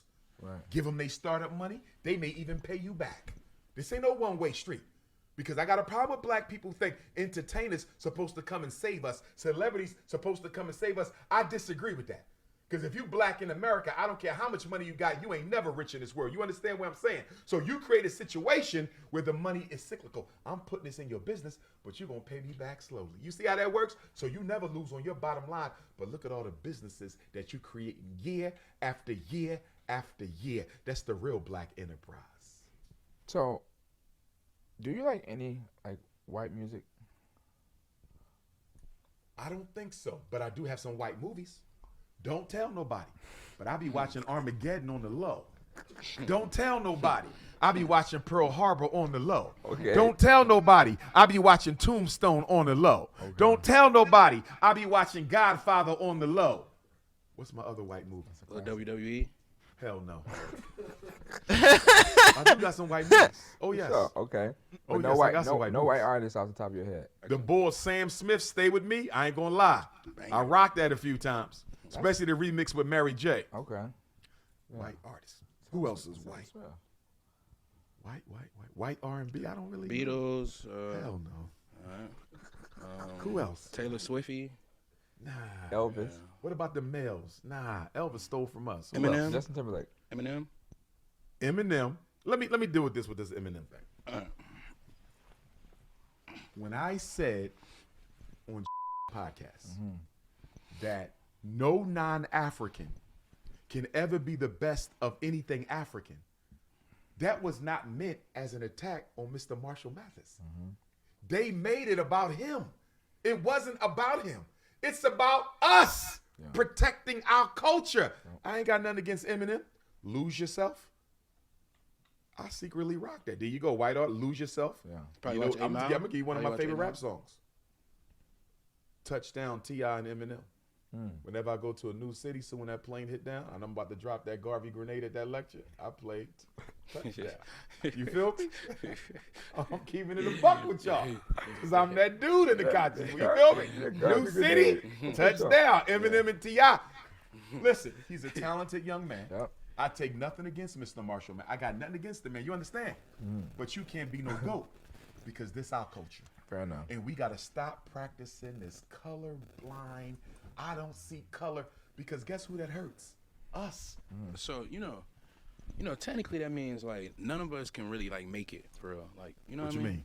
Cause like, what is making it for real? Like, if I get if I could sign a contract for $1 million, like, did I just make it, or did I just get some money that I gotta pay? Like, you know what I'm saying? Like, at what point depends on what am I you truly gave up? What did you sacrifice to get there? That's what depends. If Yachty had to sacrifice nothing to get where he at, he made it. He free. If you run for mayor of Atlanta and you didn't have to sacrifice nothing to become mayor of Atlanta, or Raphael Warnock to be U.S. congressman from Georgia, but if Raphael Warnock had to make a couple deals, a couple of agreements, then he sold his soul. Barack Obama sold his soul. That's why he couldn't do nothing for us. Kamala Harris sold her soul. What I'm saying is we have to stop selling our souls and make it. The reason why I'm so popular is because I'm a doctor who got all the degrees of a bougie nigga, but who fights for the freedom of his people. I'm one of the few black men in the world of public notoriety who say what I want, where I want, when I want, because I don't owe nobody shit. And I'm trying to make sure our children understand that you can be that person too. Because guess what? One of the greatest sacrifices you make is when you give up the right to speak your truth. I ain't never given up my right to speak the truth. When I get on that mic, I'm going to say what I want to say, and I'm going to say how I want to say it. Makes a lot of sense. Are you still married? I've never been married.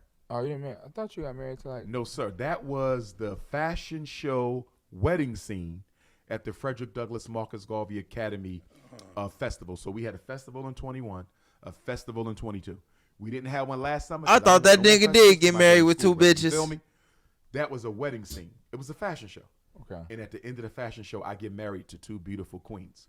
Because that would mean I got married 2 years in a row, which means I would have 4 wives, and I'm sure Homeland Security be knocking at my door for bigamy. That's fair. Nah. I'm going to have 2 queens, though, but I haven't chosen them yet. There you go. And it's hard. You know why? Because having these conversations with Little Yachty in the Breakfast Club, I get put in the celebrity box. Yeah. Which is okay because it spreads the message, right? But the downside is when I meet sisters, they think they're looking at an entertainer, not an activist, Pan-Africanist psychologist. You see that? So I need a sister who got that Coretta Scott King energy, that Betty Shabazz energy, that Anna Douglas energy, that Amy Garvey energy. They think I'm just looking for a pretty thing to be on my arm. No, sister. I got a question. What do you think about, like, you know? Let's see if the titanium ridge wallet can stop a Desert Eagle 50 caliber. Mr. Gummy, please hold that wallet for me. Are young women like just doing like you know, like body modifications to themselves, like some type of surgical? Spiritually and culturally, it is an offense against God. To get a BBL? It is an offense against God to desecrate your temple in any way. When you hear Dr. Ifa Tunde, when you hear Big Papa say, I want a BBL, I'm talking about a big blueberry lemonade. Oh, yes. Tattoos? Tattoo is not as bad if you ain't got 1 million of them. But spiritually speaking, your human temple was not meant to be desecrated. And here's the question I would ask of my beautiful African queens who get surgery. What are you going to do You got a BBL at 32. What is that going to look like when you're 72? What kind of health are you going to be in?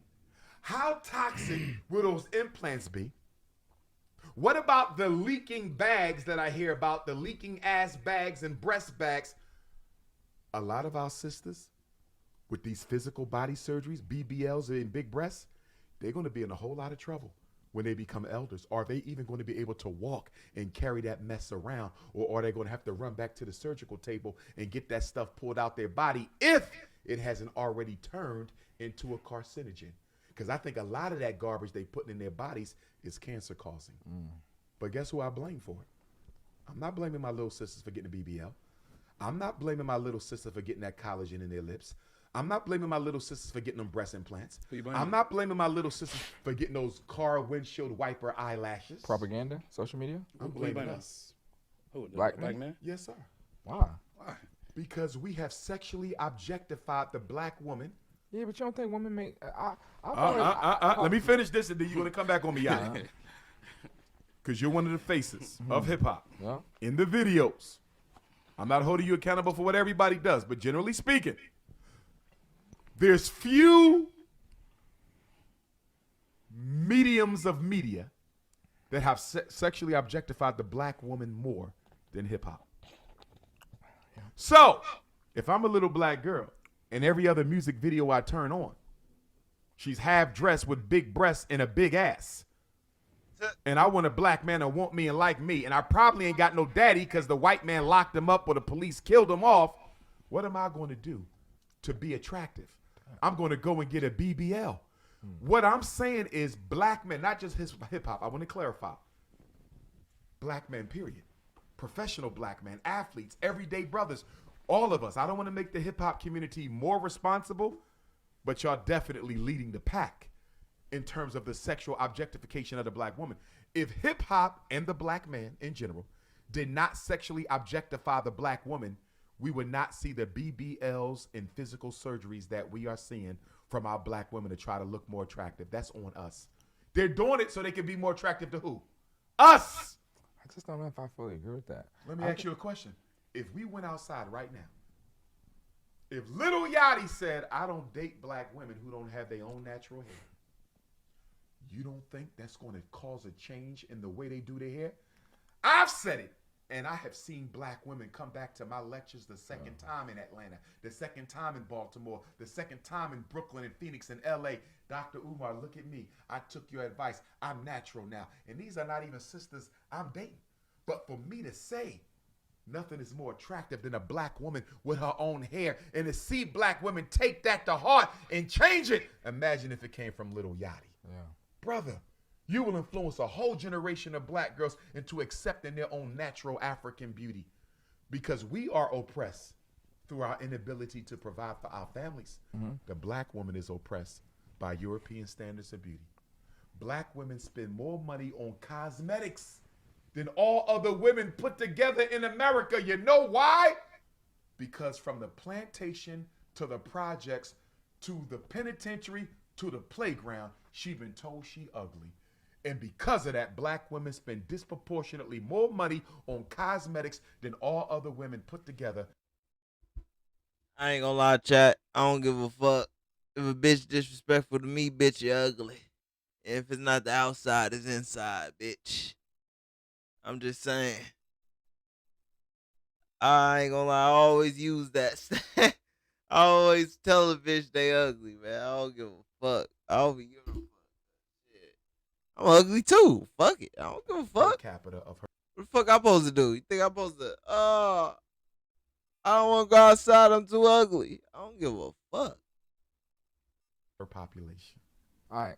So what I was going to say was that I think a lot of women make decisions, A, for themselves, and B, to impress their friends just as much as a man. Tell me about the, okay, go ahead. That's just what I'm saying. You like, said impress their friends. Yeah, I think a lot of women do things to like keep up with their friends and impress them. Are like, you telling me you think women got the BBLs more to impress their girlfriends I didn't say more. than to be viewed as attractive as a man? I didn't say more, but I do think there's Which women. one leads? Huh? So what? Which one leads? Impressing the friends. I think impressive. or I want to think be for perceived themselves. as attractive. What? I ain't gotta be attractive. I think it's just for self-esteem. I think sometimes women look in the mirror. Did and you hear what he just said? But not It's for what? But for Self-esteem, Yachty. Right, for themselves though. It don't have to be for another man. Okay, but why is the self-esteem low without the BBL?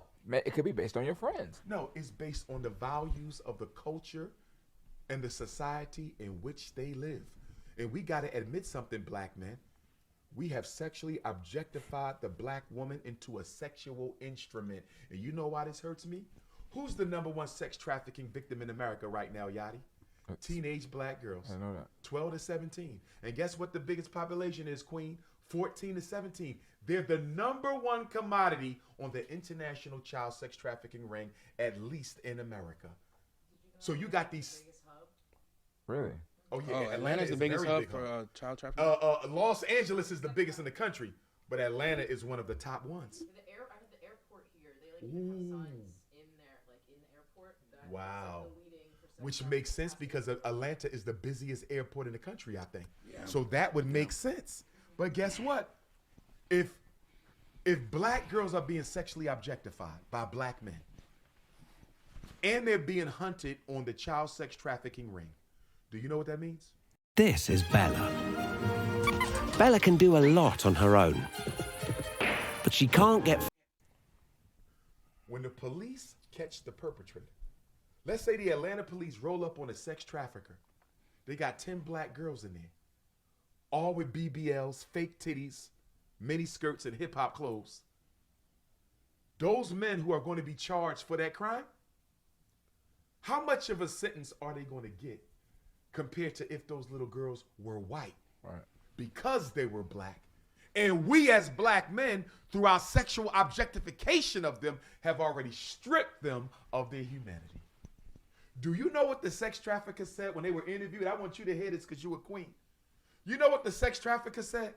One of the reasons we target black girls is because if we get caught, we know we're going to get a lower sentence. That is what they said when they interviewed them. We targeting black girls because they have been sexually objectified. We're going to get a lower sentence if we get caught. And we That's black fucking men, crazy. All of us, not just the hip hoppers, have a lot to do with that. How do you feel about Charleston White? I respect him. He's a black man, as all of us, including you. Yeah. No matter how successful you become, you have your own pains, your own traumas, your own situations you had to overcome in life. And so I respect him on that note. Why he can't keep my name out of his mouth, I don't know. I'm just going to have to chalk that up and keep on moving. I hope he don't think that the reason I refuse to do the sit down with him is because I consider him less than me. I'm not no bougie Negro. Right. Forget them 6 degrees I got.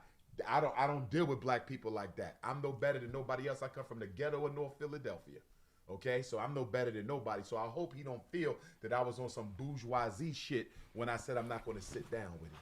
I chose not to sit down with him because not only has he made disrespectful comments about me, some of his rhetoric, I believe, can be quite offensive to African people.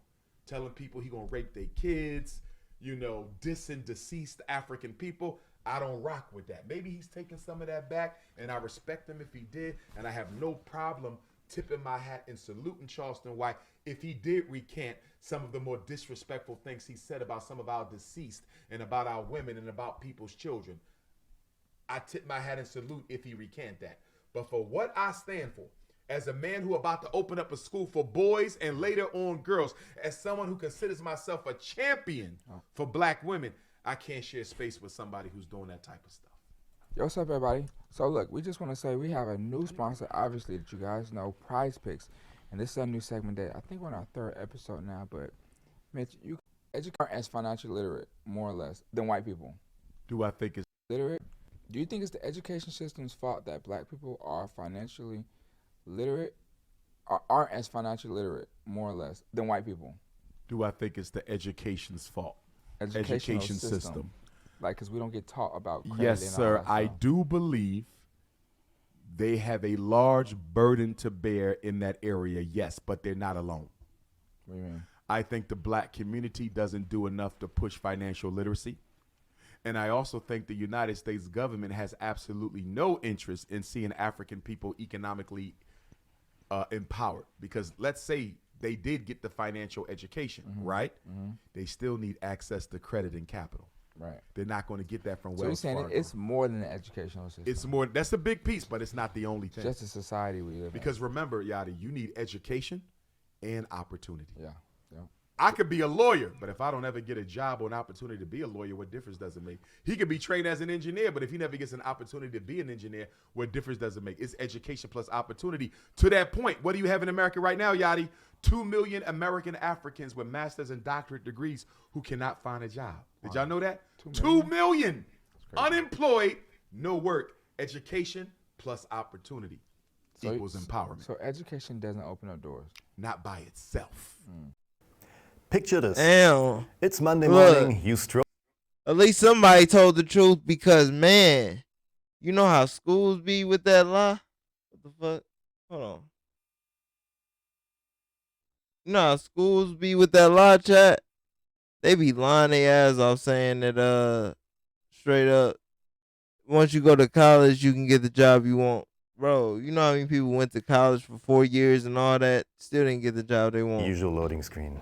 You still need the opportunity. Niggas in that Which is bitch for why 8 I'm a big years. champion that we need to stop sending our children They to become college fucking and send Dollar them back to General trade work. school.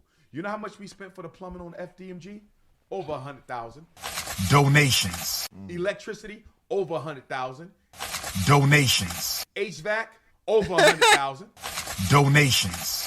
They made that in about a month. You mean to tell me a plumber can make what a surgeon makes? What, a plumber can make a surgeon's salary in 2 weeks? Or a third of a surgeon's salary in 2 weeks? These plumbers, electricians, HVAC tech, and roofers, they getting paid, man. Yeah. We need to send our kids to trade school. Now, if your child still wants to be a lawyer, doctor, engineer, psychologist, they can go to college after they get a trade. 2 years to be an electrician. 2 years to be a plumber. 2 years to be an auto mechanic. 2 years to be a roofer, a welder. Why are we not sending our kids to trade school? I'm going to tell you why. When desegregation came in the 1960s, black people got so tired of working with their hands because that's all we was allowed to do from the plantation to the factory was work with our hands. So everybody said, my child ain't working with their hands. They gonna work with their head. So guess what we did? We gave up the plumbing, the electric, the HVAC, and we sent all of our kids to college to get these 4-year liberal degrees. And guess what? These college degrees are so liberal that they even liberated your ass from being able to find a decent job. We don't need no more college. We better go back to trade school. When you driving downtown Atlanta, who you see on them new construction projects? Asian, Arab, Latino, Caucasian. You hardly see any blacks. You know why? We ain't got the certifications and the licenses. We better send our kids to trade school.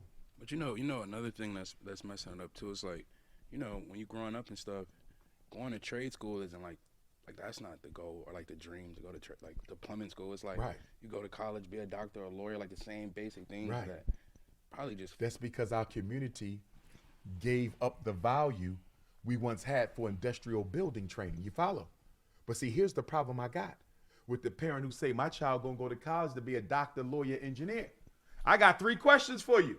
You're gonna send that boy right there who smoked weed all day with his pants sagging with 50 tattoos on his body to Morehouse and Spelman, $40,000, $50,000 a year. Let me ask you. Look, I ain't gonna lie. Look, that's where you fuck up at. That's where you fuck up at, Mr. Umar. Tattoos don't mean shit, bro.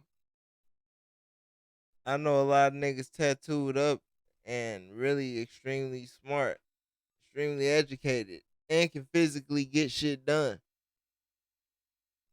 Ask you 3 questions before you pay that tuition. Number 1, did you raise him with the discipline he needs to be successful? Because I'm sick and tired of black parents cursing their kids out when they get kicked out of college for academic failure when you know you raised a lazy ass black child. Number 1, if your child ain't got the discipline to go to college and succeed, why are you sending them? Number 2, is your child about to major in something relevant? It's not just going to college. Are you majoring in a career that actually makes sense? If you go and get you a PhD in grasshopper reproduction, what career are you going to have being an expert in grasshopper reproduction? Nothing. You got to make sure your children major in something that is relevant. But if they ain't got the discipline to finish the degree, why did you send them? Most black children don't finish college, not because they don't know the work, Yachty. They were not raised in a house where they were taught discipline. And let me give you Dr. Umar's definition of discipline. It's the ability to do what you don't want to do, but it has to be done. Taking off your belt. Whether you like it or not. How many of our kids have that? What, a whooping? No, discipline, which doesn't have to be a physical spanking.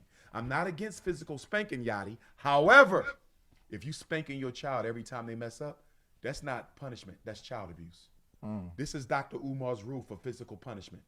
Your child should only be physically spanked if they do something that is so significant, sister, that it could have cost them their safety, their life, or the safety and life of another person. Your son didn't finish his homework. He ain't gonna get spanked. He gonna get an early bed. Your daughter came in a little late off of her curfew. She ain't gonna get spanked. She not going out the rest of the week.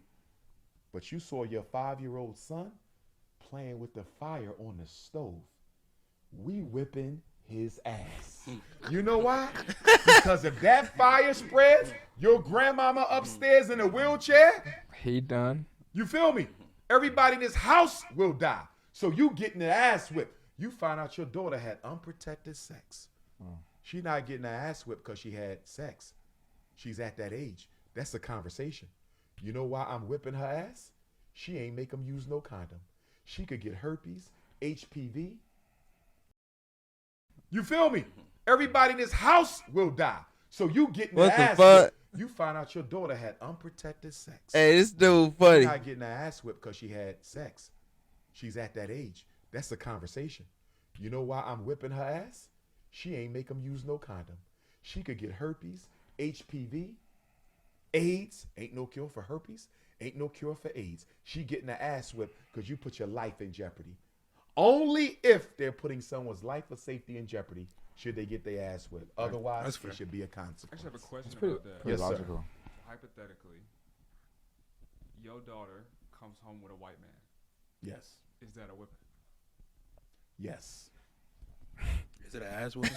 But guess what? It might be an ass whipping, but I'm not doing the whipping. Guess who's going to have to do it? God. The mama. Her mother. Oh. I don't think a It's her time man to shine right there. should ever put his It's her hands time to shine. on a female child. I don't care if he white, black, red, yellow, or brown. And do you want to know why? Why? Domestic violence is such a problem in this country for all women. So then how do you that I punish? don't think no man should even put his hands on his own daughter because of the example it creates. What if there is no mom in the picture? Auntie, grandma, Yeah. stepmom. I'm not putting my hands on my daughter because I don't ever want her to think it's okay to let a man beat you. Right. And for my fathers out there, I need them to understand that if your daughter does get pregnant, it's probably your fault. You know why? Because girls don't be having sex because they hot in the pants. Just a little bit. You know why most girls get pregnant? Daddy They're issues. looking for a father's validation. And the daddy ain't there, so any boy will do. And what do we see our brothers doing? Ready to go wring somebody's neck for getting my daughter pregnant out of wedlock. Well, if you spent a little bit more time with your daughter, she wouldn't have been as thirsty for my time. We Right. got to spend time with our daughters. Okay. That's deep. Very deep.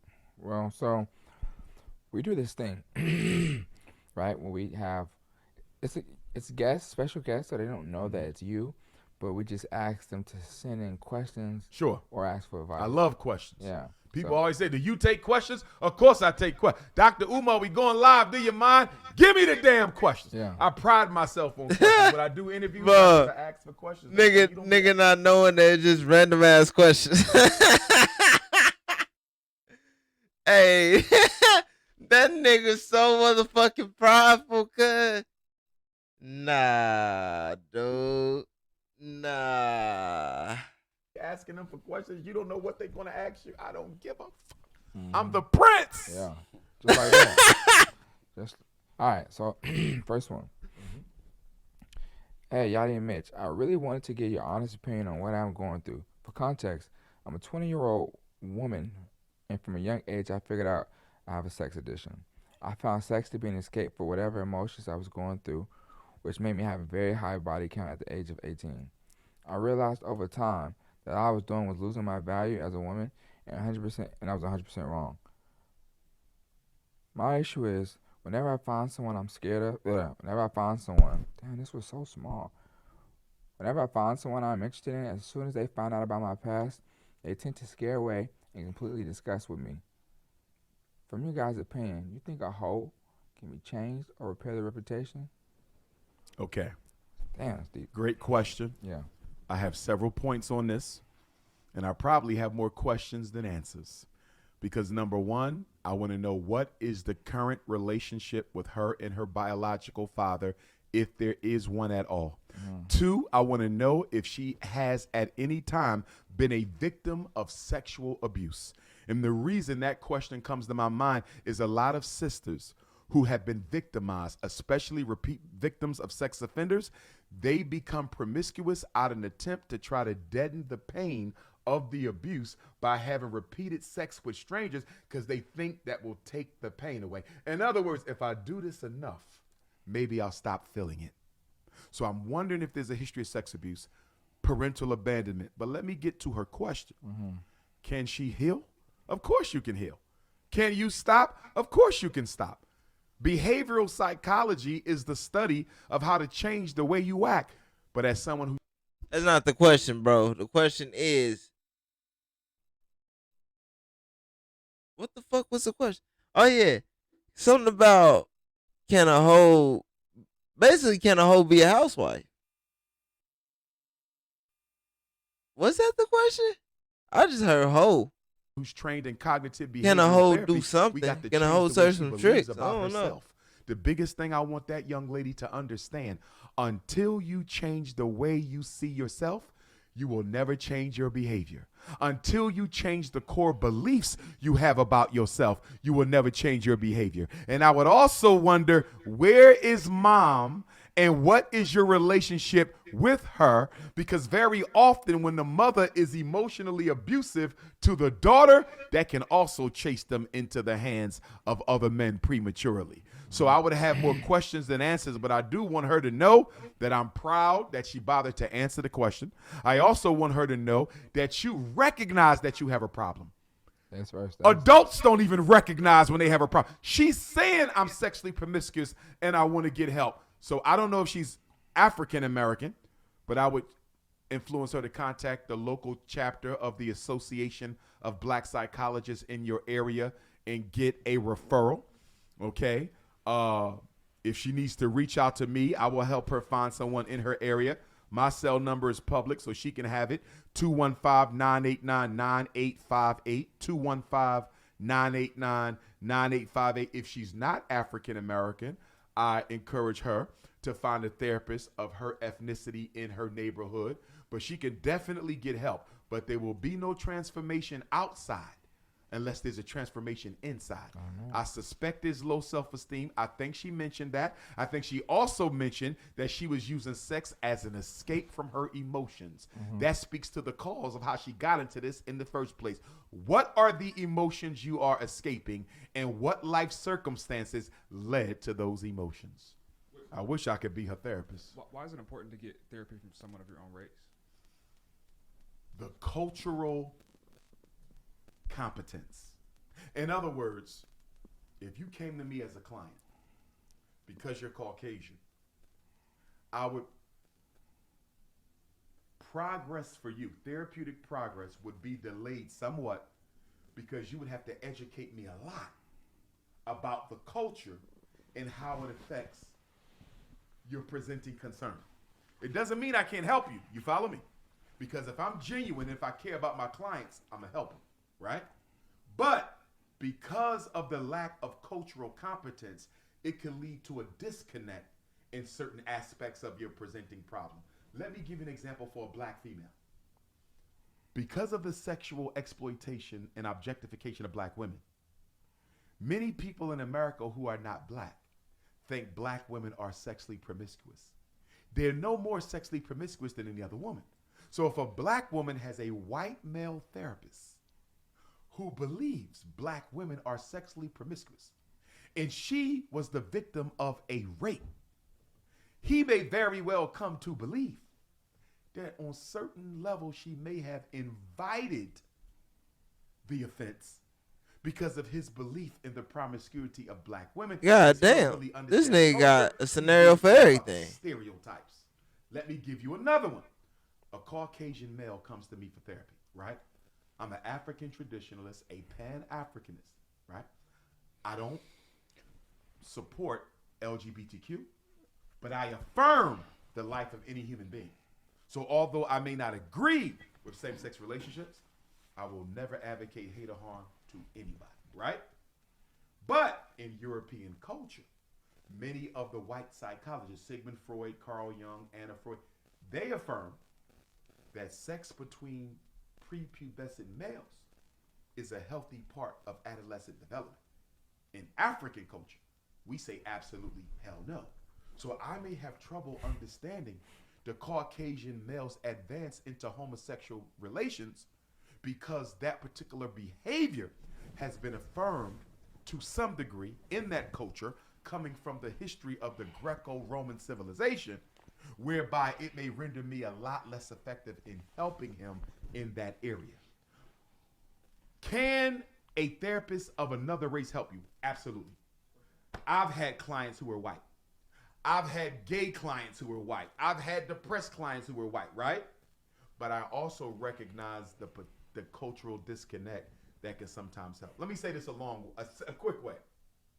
Someone of the same race is going to get to the causes of your issues quicker, and they're going to help you realize therapeutic progress and relief a whole lot sooner. If somebody is suicidal, send them to somebody of their own race. You want to know why? We don't have a lot of time with this person. They're actively plotting a plan to take their own life. We don't have time for a black person to get to know the white person. We ain't got time for the white person to get to know the black person. Get them somebody of their race because we don't want them to take their life, right? But guess what? All things considered neutral, I'd rather you have a therapist of any race than to have no therapist at all. Y'all follow me on that? If you got a problem and you say, Dr. Umar, I can't find no black women. I can't find no mixed race sisters. I really want a mixed race sister because she been through what I've been through. You know what I'm going to tell you? When we find her, you can switch over to her. Right now, you're going to get anybody that's out there that's competent, trained, and know how to do the job. Any therapy is better than no therapy. But if you can get ethnically competent therapy, that's the best way to go. Well, hold on now, Dr. Umar. Yes, sir. I ain't gonna lie. Sometimes I be feeling like life be moving like a little too fast for life is therapy. Speeding up. Like, but for spiritually, therapy, life on earth. Like is I be speeding feeling up. like I don't have time to like get therapy. You better. It depends on how serious your problem is now, because you could be functional, right? You got functional alcoholics, you got functional marijuana addicts, you got functional depressants, right? I'm an addict. Ill people who are very functional. So if you're functional and it works for you, so be it. But if you up here overdosing on Xannies, you feel me?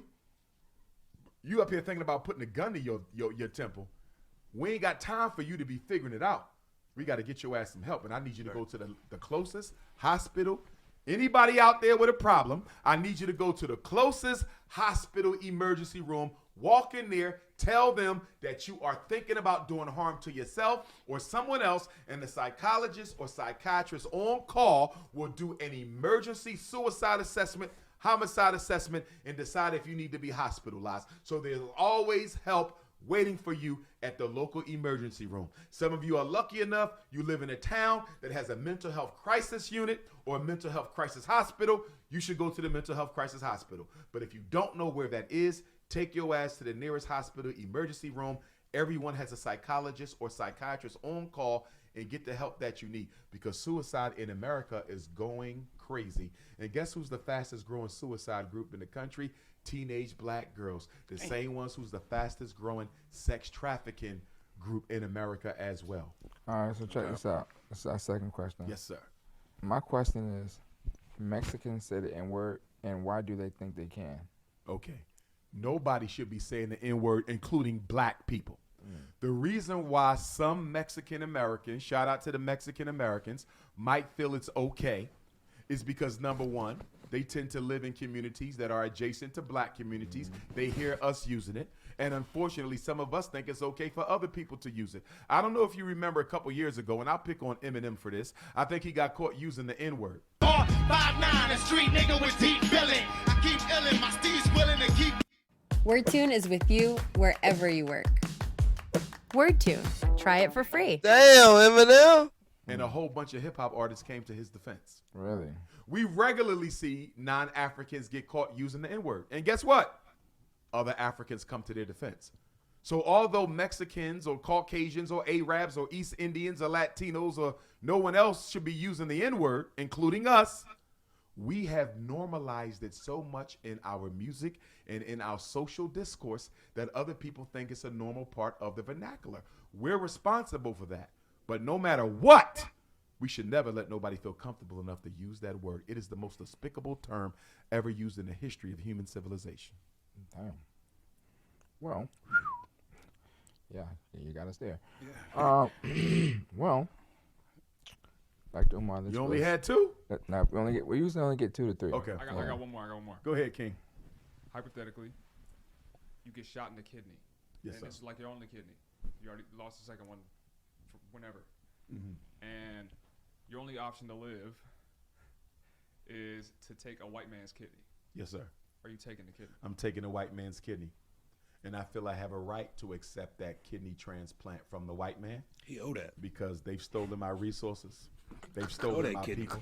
They've stolen my art. They've stolen my sciences. They've stolen my inventions. So you mean to tell me for 400 years of in rape, I should at least be able to get a kidney? Yeah. And I need your other one, too. You can take it. Another kidney, too. I should at least. So you mean taking a white man's kidney? Is to take a white. I got one more. Go ahead. All right. Hypothetically. There you go. You get shot in the kidney. Yes, and sir. it's like your only kidney. You already lost the second one whenever. And your only option to live is to take a white man's kidney. Yes, sir. Are you taking the kidney? I'm taking a white man's kidney. And I feel I have a right to accept that kidney transplant from the white man. He owe that. Because they've stolen my resources. They've stolen my kidney. people. They've stolen my arts. They've stolen my sciences. They've stolen my inventions. So you mean to tell me for 400 years of theft and rape, I should at least be able to get a kidney? Yeah. And I need your other one, too. You can take it. Another kidney, too. I might take it out right now. Yeah. You know all that. Well, again, Dr. Umar, thank you so much. Thank you, my brother. I learned a lot. I ain't gonna lie. No problem. For sure. And I want to say thank you to all my supporters of the Frederick Douglass Marcus Garvey Academy out there. Please hit your Cash App, $FDMG School. Yeah. Hit your PayPal, paypal.me/FDMG Academy. We will be having a grand opening this summer in Wilmington, Delaware. Please come on out.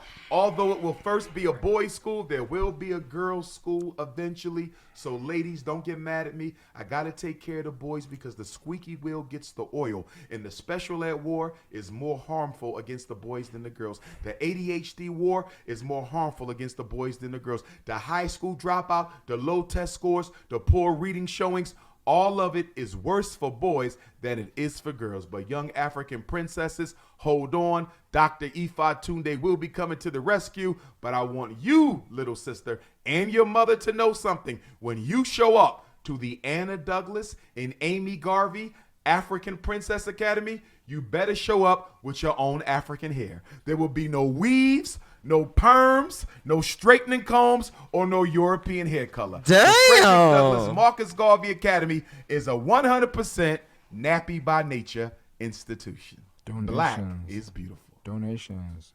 Hit the donations, y'all. There you go. P.O. Box 9634, Wilmington, Delaware 19802, or hit that PayPal, paypal.me/FDMG Academy. If you want to work at the school, we are accepting resumes, fdmgresumes@gmail.com. Math teacher, science teacher, language teacher, civics, social studies, African language, martial arts, gun and rifle training, botany, agriculture, dietary, zoology. We're going to be doing everything and anything. You thought Booker T. Washington died in 1915? Going back to school, y'all. Well, he's back in 2024 in the person of Dr. Umar Ifa Tunde. The academic revolution begins this summer. That's all right. Amen.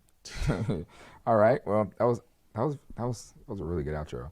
And that's it for another episode of A Safe Place. Don't forget to like, comment, and subscribe. We will see you guys week after next. And always, before we get out of here, we want to show all the love to our big sponsors, Happy Dad and Prize Picks. You know what I'm saying? Make sure you download the Prize Picks apps and use our code BBL. Yes, that's 100% serious. All first timers using that deposit will receive an instant 100% matchup to your $100. All right. Also, Prize Picks is a skill-based real money daily fantasy app available in your state now, offering everything from NBA to NFL to What the fuck am I watching this for? So go get it. Until next time. I just got stuck. I just got hot stuck. We just free promo. That's the L. That was L, man. I was L. I'm an L guy on that one. L guy on that one. All right, chat.